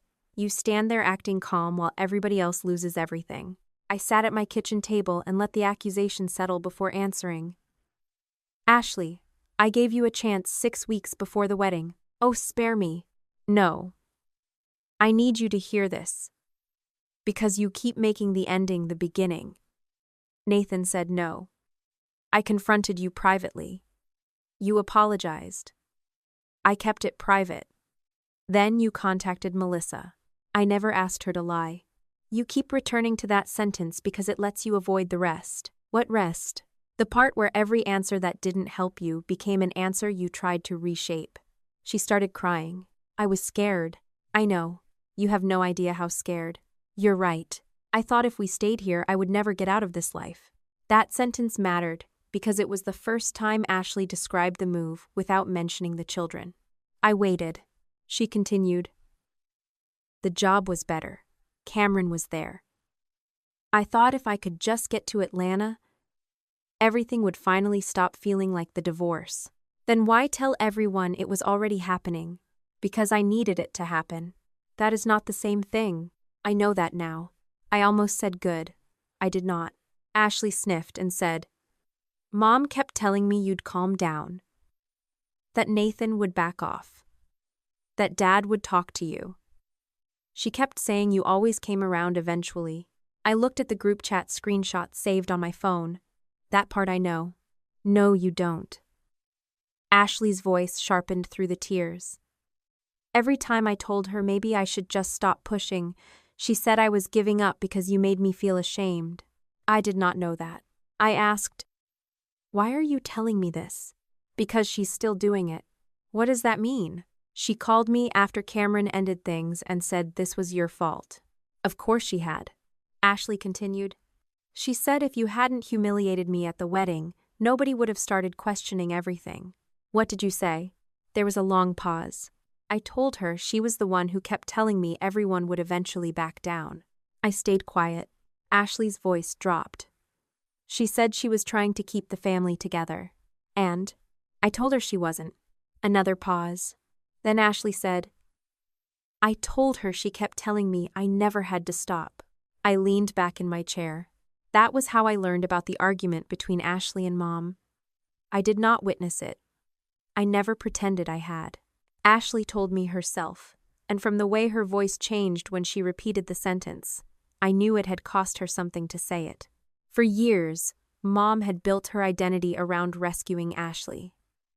She had turned every consequence into proof Ashley needed more protection.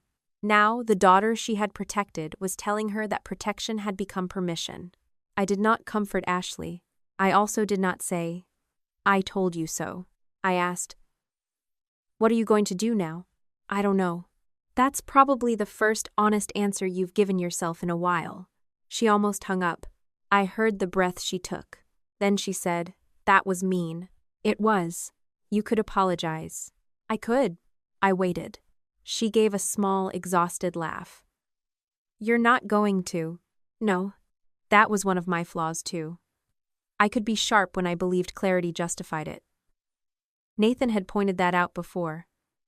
Being right did not automatically make every sentence necessary. But that night, I could not bring myself to soften the fact that Ashley had spent months behaving as though uncertainty itself were an enemy she could defeat if enough people agreed with her. Dad came to my house the following weekend. Alone. That mattered because every previous serious family conversation had somehow included Mom, even when the issue was between him and me. He sat at my kitchen table with both hands around a coffee mug and looked uncomfortable before we had said more than hello. "I owe you an apology," he said. "Yes." He blinked, probably expecting me to make it easier. I did not. I should have asked what Nathan was being asked to do. "Yes." "I should have read the messages before I told you that you were being difficult." "Yes." He nodded slowly. "You're not going to rescue me from this conversation, are you?" "No." For the first time, he smiled faintly. Then he looked down. "I believed your mother because I didn't want another fight." "I know. I thought if I could get you to bend, everyone would calm down." "I know. I didn't realize how much she wasn't telling me. That part is on Mom." He looked up. "The part where you didn't ask is on you." His expression tightened, but he nodded. I continued. "You believed the version that required the least from you." Dad stared at me. I could tell the sentence hurt. I did not take it back. After a while, he said, "That's fair." I told him I was not ready to act as though the wedding had fixed anything simply because he now understood what happened. He said he did not expect that. Then, to my surprise, he did not ask me to call Mom. That was the first useful thing he did. For the next month, Dad stopped acting as messenger. If Mom wanted something from me, she had to contact me herself. If Ashley was upset, Dad did not call to tell me to fix it. When he asked whether he could visit again, I told him, "You can. Mom can't come with you." He said, "Okay." And he came alone. That was how our relationship began to change. Not because he gave me one perfect apology, but because he finally accepted that discomfort was not an emergency I had to solve for him. Mom did not accept it as easily. She sent long messages about forgiveness, family, marriage, children, and the danger of letting one bad season define people. I read some and ignored others. I never blocked her because I wanted the choice to remain mine, but I stopped responding every time she created urgency. Thanksgiving planning began earlier than usual that year, and Mom sent a message saying she wanted everyone under one roof again. I replied that Nathan and I had made other plans. She called immediately. "You're punishing me." "No. You won't even come for dinner." "Not this year." "What am I supposed to tell everyone?" "The truth." "And what truth is that? That we're spending Thanksgiving somewhere else?" She hated answers that gave her nothing to work with. The family did not collapse dramatically. It rearranged. Michelle hosted one dinner. Dad visited me separately. Ashley spent more time focused on the children and the continuing parenting schedule because she no longer had Atlanta waiting as an escape hatch. Mom discovered that when she called relatives to tell them who needed to apologize to whom, fewer people volunteered to carry the message. That was probably the consequence she felt most. For years, Mom had thought she was the person holding us together.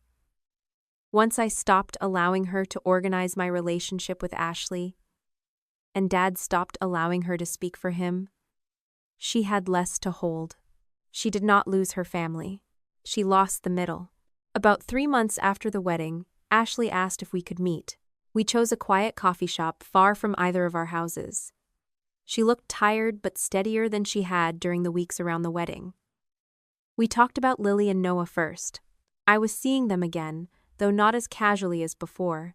Ashley had stopped using access as leverage once she realized I would not negotiate through the children. Eventually she said, "I was scared. I know. I really thought I was protecting them. I know you thought that too." She rubbed her thumb along the edge of her cup. You don't believe me. I believe you believed it. That sounds like something Nathan would say. Probably. She smiled faintly, then lost it. I kept thinking about what you said, she told me. About making commitments before I knew whether I could keep them. I waited. I think once I told the kids and Cameron and the job, I couldn't imagine being the person who had to tell everybody it wasn't happening. That makes sense. So I needed somebody else to be the reason. I did not sigh Derek's name. Neither did she. Ashley looked down. I still think he hurt me. He did. I still think his drinking mattered. It did. I still don't trust him the way everyone seems to want me to. You don't have to. She looked up. You have to deal honestly with what he does now, I said. That's different. She nodded. Then she said, I thought I was protecting my kids. I took a breath. At some point, I said, you stopped protecting them and started protecting the future you had already promised yourself. Ashley stared at me for a long time. She did not argue. That mattered more than an apology would have. We did not hug outside the coffee shop. She did not become my best friend again because one honest conversation could not restore trust that had been damaged repeatedly. But we left without pretending we hated each other. And for the first time in months, I felt like I had spoken to Ashley rather than to the version of her mom was trying to defend. A few weeks later, Mom called me. I answered because I wanted to, not because the ringtone made me feel responsible. Your sister needs you, she said after less than a minute. I looked out the kitchen window at Nathan working in the yard. Then she can ask me herself. Mom sighed. She won't. That's her decision. You know she has trouble reaching out when she's ashamed. I know. So call her. No. There was a long silence. You've become very hard, Mom said. I thought about the woman I had been before the wedding. The one who believed a perfectly explained boundary would eventually persuade everyone to respect it. I had not become harder. I had become less willing to confuse understanding someone with obeying them. I'm comfortable with the decision, I said. Mom ended the call angry. I did not call Ashley. That evening, my phone rang. Her name appeared on the screen. For years, I would have answered immediately because hesitation felt cruel. That night, I looked at the phone and asked myself a different question.